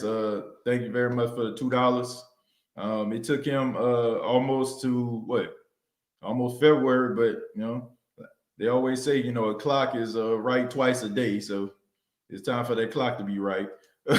E-Prop says Bucks ain't gonna be here next week. I hope so, man. I hope they are here next week. You know, if they lose, they better be here. You know what I'm saying? As much crow they trying to dish out. You know, you can't dish it if you can't take it. Okay. And Casey says, I like what I saw from Winston last night. Gives me hope. Yeah, it does, man. I'm gonna go ahead and let Gabriel give his final thoughts, then we're gonna get up out of here. Gabriel, what you got for me? Oh man, I just wanted to. I hope you don't feel no kind of one outside was mad. I was just fucking with you. I was just messing with you. I was just messing with you. Y'all with this language, man. Come on, man. My bad. I was just messing with you. But yeah, man, I did. You had my confidence. You had my confidence up. I believe, I believe in it. But I ain't mad at you or nothing, you know. He left up to me and you. We both had him at lunch last night. Look, I completely understand, Gabriel. I ain't take it personal or nothing like that. You know what I'm saying? I understand your frustration. I really do. I really understand your frustration. You know what I'm saying? But I was confident that it was gonna win this game. But that was before. I mean, I seen like all this stuff transpire. You know what I'm saying? With the Taysom Hill being out. Like I said, I look, when Taysom went out, I felt like that was a huge deal, more so than Latavius. And I just felt like the New Orleans Saints had what it take. But I didn't expect for the Saints to wet the bed like that. We definitely did, man. And let me tell you what's crazy. I'm just gonna think back in the blowout we gave Tampa Bay, and they're gonna be the team that win the Super Bowl. That thing, I honestly believe that Tampa Bay gonna win the Super Bowl, and we handled Tampa Bay. So it's crazy, man. It's just crazy because I'm the type of Saints fan, man, that got to hold tears back after the loss. I'm diehard. Like I tell you, I ain't trying to doubt nobody else how hard they is with the Saints, but I've been watching the Saints suffer since. I don't go back with the brown paper bag, but I've been watching since Billy Joe Herbert. I think you remember him. We were on the same age, I think. And Aaron Brooks throw an interception and start laughing and stuff. I had to deal with all that. I go way back. And let me bring this play up to you. Do you remember the Saints did a flea flicker all the way down the field and they missed the field? John Carter missed the field goal. You remember that? That was crazy, man. I just seen some crazy stuff happen with the Saints. We did the little, pitch back stuff all the way down the field, and this man got down here and missed the extra point. I done seen all kind of stuff, man. But I understand that. You know what I'm saying? I've seen some very heartbreaking losses as a Saints fan too, man. But I appreciate your passion, man. I appreciate your comments and stuff like that. And like I said, man, you can call back anytime, Gabriel, man. You take it easy. All right, man. You be safe, man. You and your family have a blessed day. All right, you too, man. Take it easy. Yeah, man. I mean, I ain't nothing personal. Like, I understand everybody frustrated, man. Emotions are on an all-time high. I ain't got no problem with that at all. Like people being upset. I have no issue with that. The only issue I have is people calling in, using strong profanity, man. I can't roll like that. This is a family show. You know what I'm saying? I take that very serious, man. I want to show that everybody can sit here and watch. Not just people around my age group. You know what I'm saying? I like the fact that my nephews and my niece, look forward to hearing this show, because they know they're going to get good content from their uncle. So, and I will hope if you're watching it with your kids, you ride in the car, you'll be able to have them on here as well. So, but my final thoughts, man, is very simple. The New Orleans Saints didn't get the job done. They didn't get the job done on yesterday. As a fan, yeah, it hurts, but it doesn't hurt like years past. I see people talking about conspiracy theories. Nah. You can make an argument to say that the referees tried to do everything to try to make the Saints win this game. The Saints got most of the penalties in this game. You know what I'm saying? I was actually shocked how in favor of the New Orleans Saints the referees were. So I don't think that's an issue. You know what I'm saying? So if we're going to use the whole NFL is rigged thing, you can't use the referees this time. You know what I'm saying? You can't. The Tampa Bay Buccaneers did enough to win this football game. You know what I'm saying? They got those points off turnovers. They capitalized off the mistakes of the New Orleans Saints. And now they're moving on, and the Saints are moving on, from Drew Brees most likely. So looking forward to what the future hold for the team, man. And win, lose, or draw, we're going to be right here on the State of the Saints podcast, giving it to you. Before I go, I just want to remind everybody to check out the TJ Knows Wrestling podcast. So if you're a wrestling fan out there, you're a fan of professional wrestling, I do a podcast that focuses on one professional wrestler each week, but we're probably going to dive in a little bit further. I'm probably going to be doing more content with that, talking about what's going on in wrestling today, but I am going to be profiling some of the best wrestlers of all time. And also, man, we're going to transition to the State of the Game podcast. We're going to be kicking that off this weekend as we focus on the AFC and NFC championship game. So if you have not already, please subscribe to the State of the Game podcast that's available on YouTube, youtube.com, search The State of the Game, and also facebook.com, search The State of the Game. TJ Knows Wrestling, that's also available on YouTube as well. So if you're a wrestling fan, please subscribe to that channel. Thank you all so much for checking out the State of the Saints podcast. If this is your first time, please subscribe to this channel. As you can see, I have plenty of channels to go around, and we got plenty of content here. And thank you all so much. Previous episodes available on iTunes, Spotify, iHeartRadio, Anchor FM. Check out facebook.com, search The State of the Saints podcast, and follow me on Twitter at State of Saints. Have a good day. Hope everybody enjoyed the show. And like always, all I got to say is, who dat?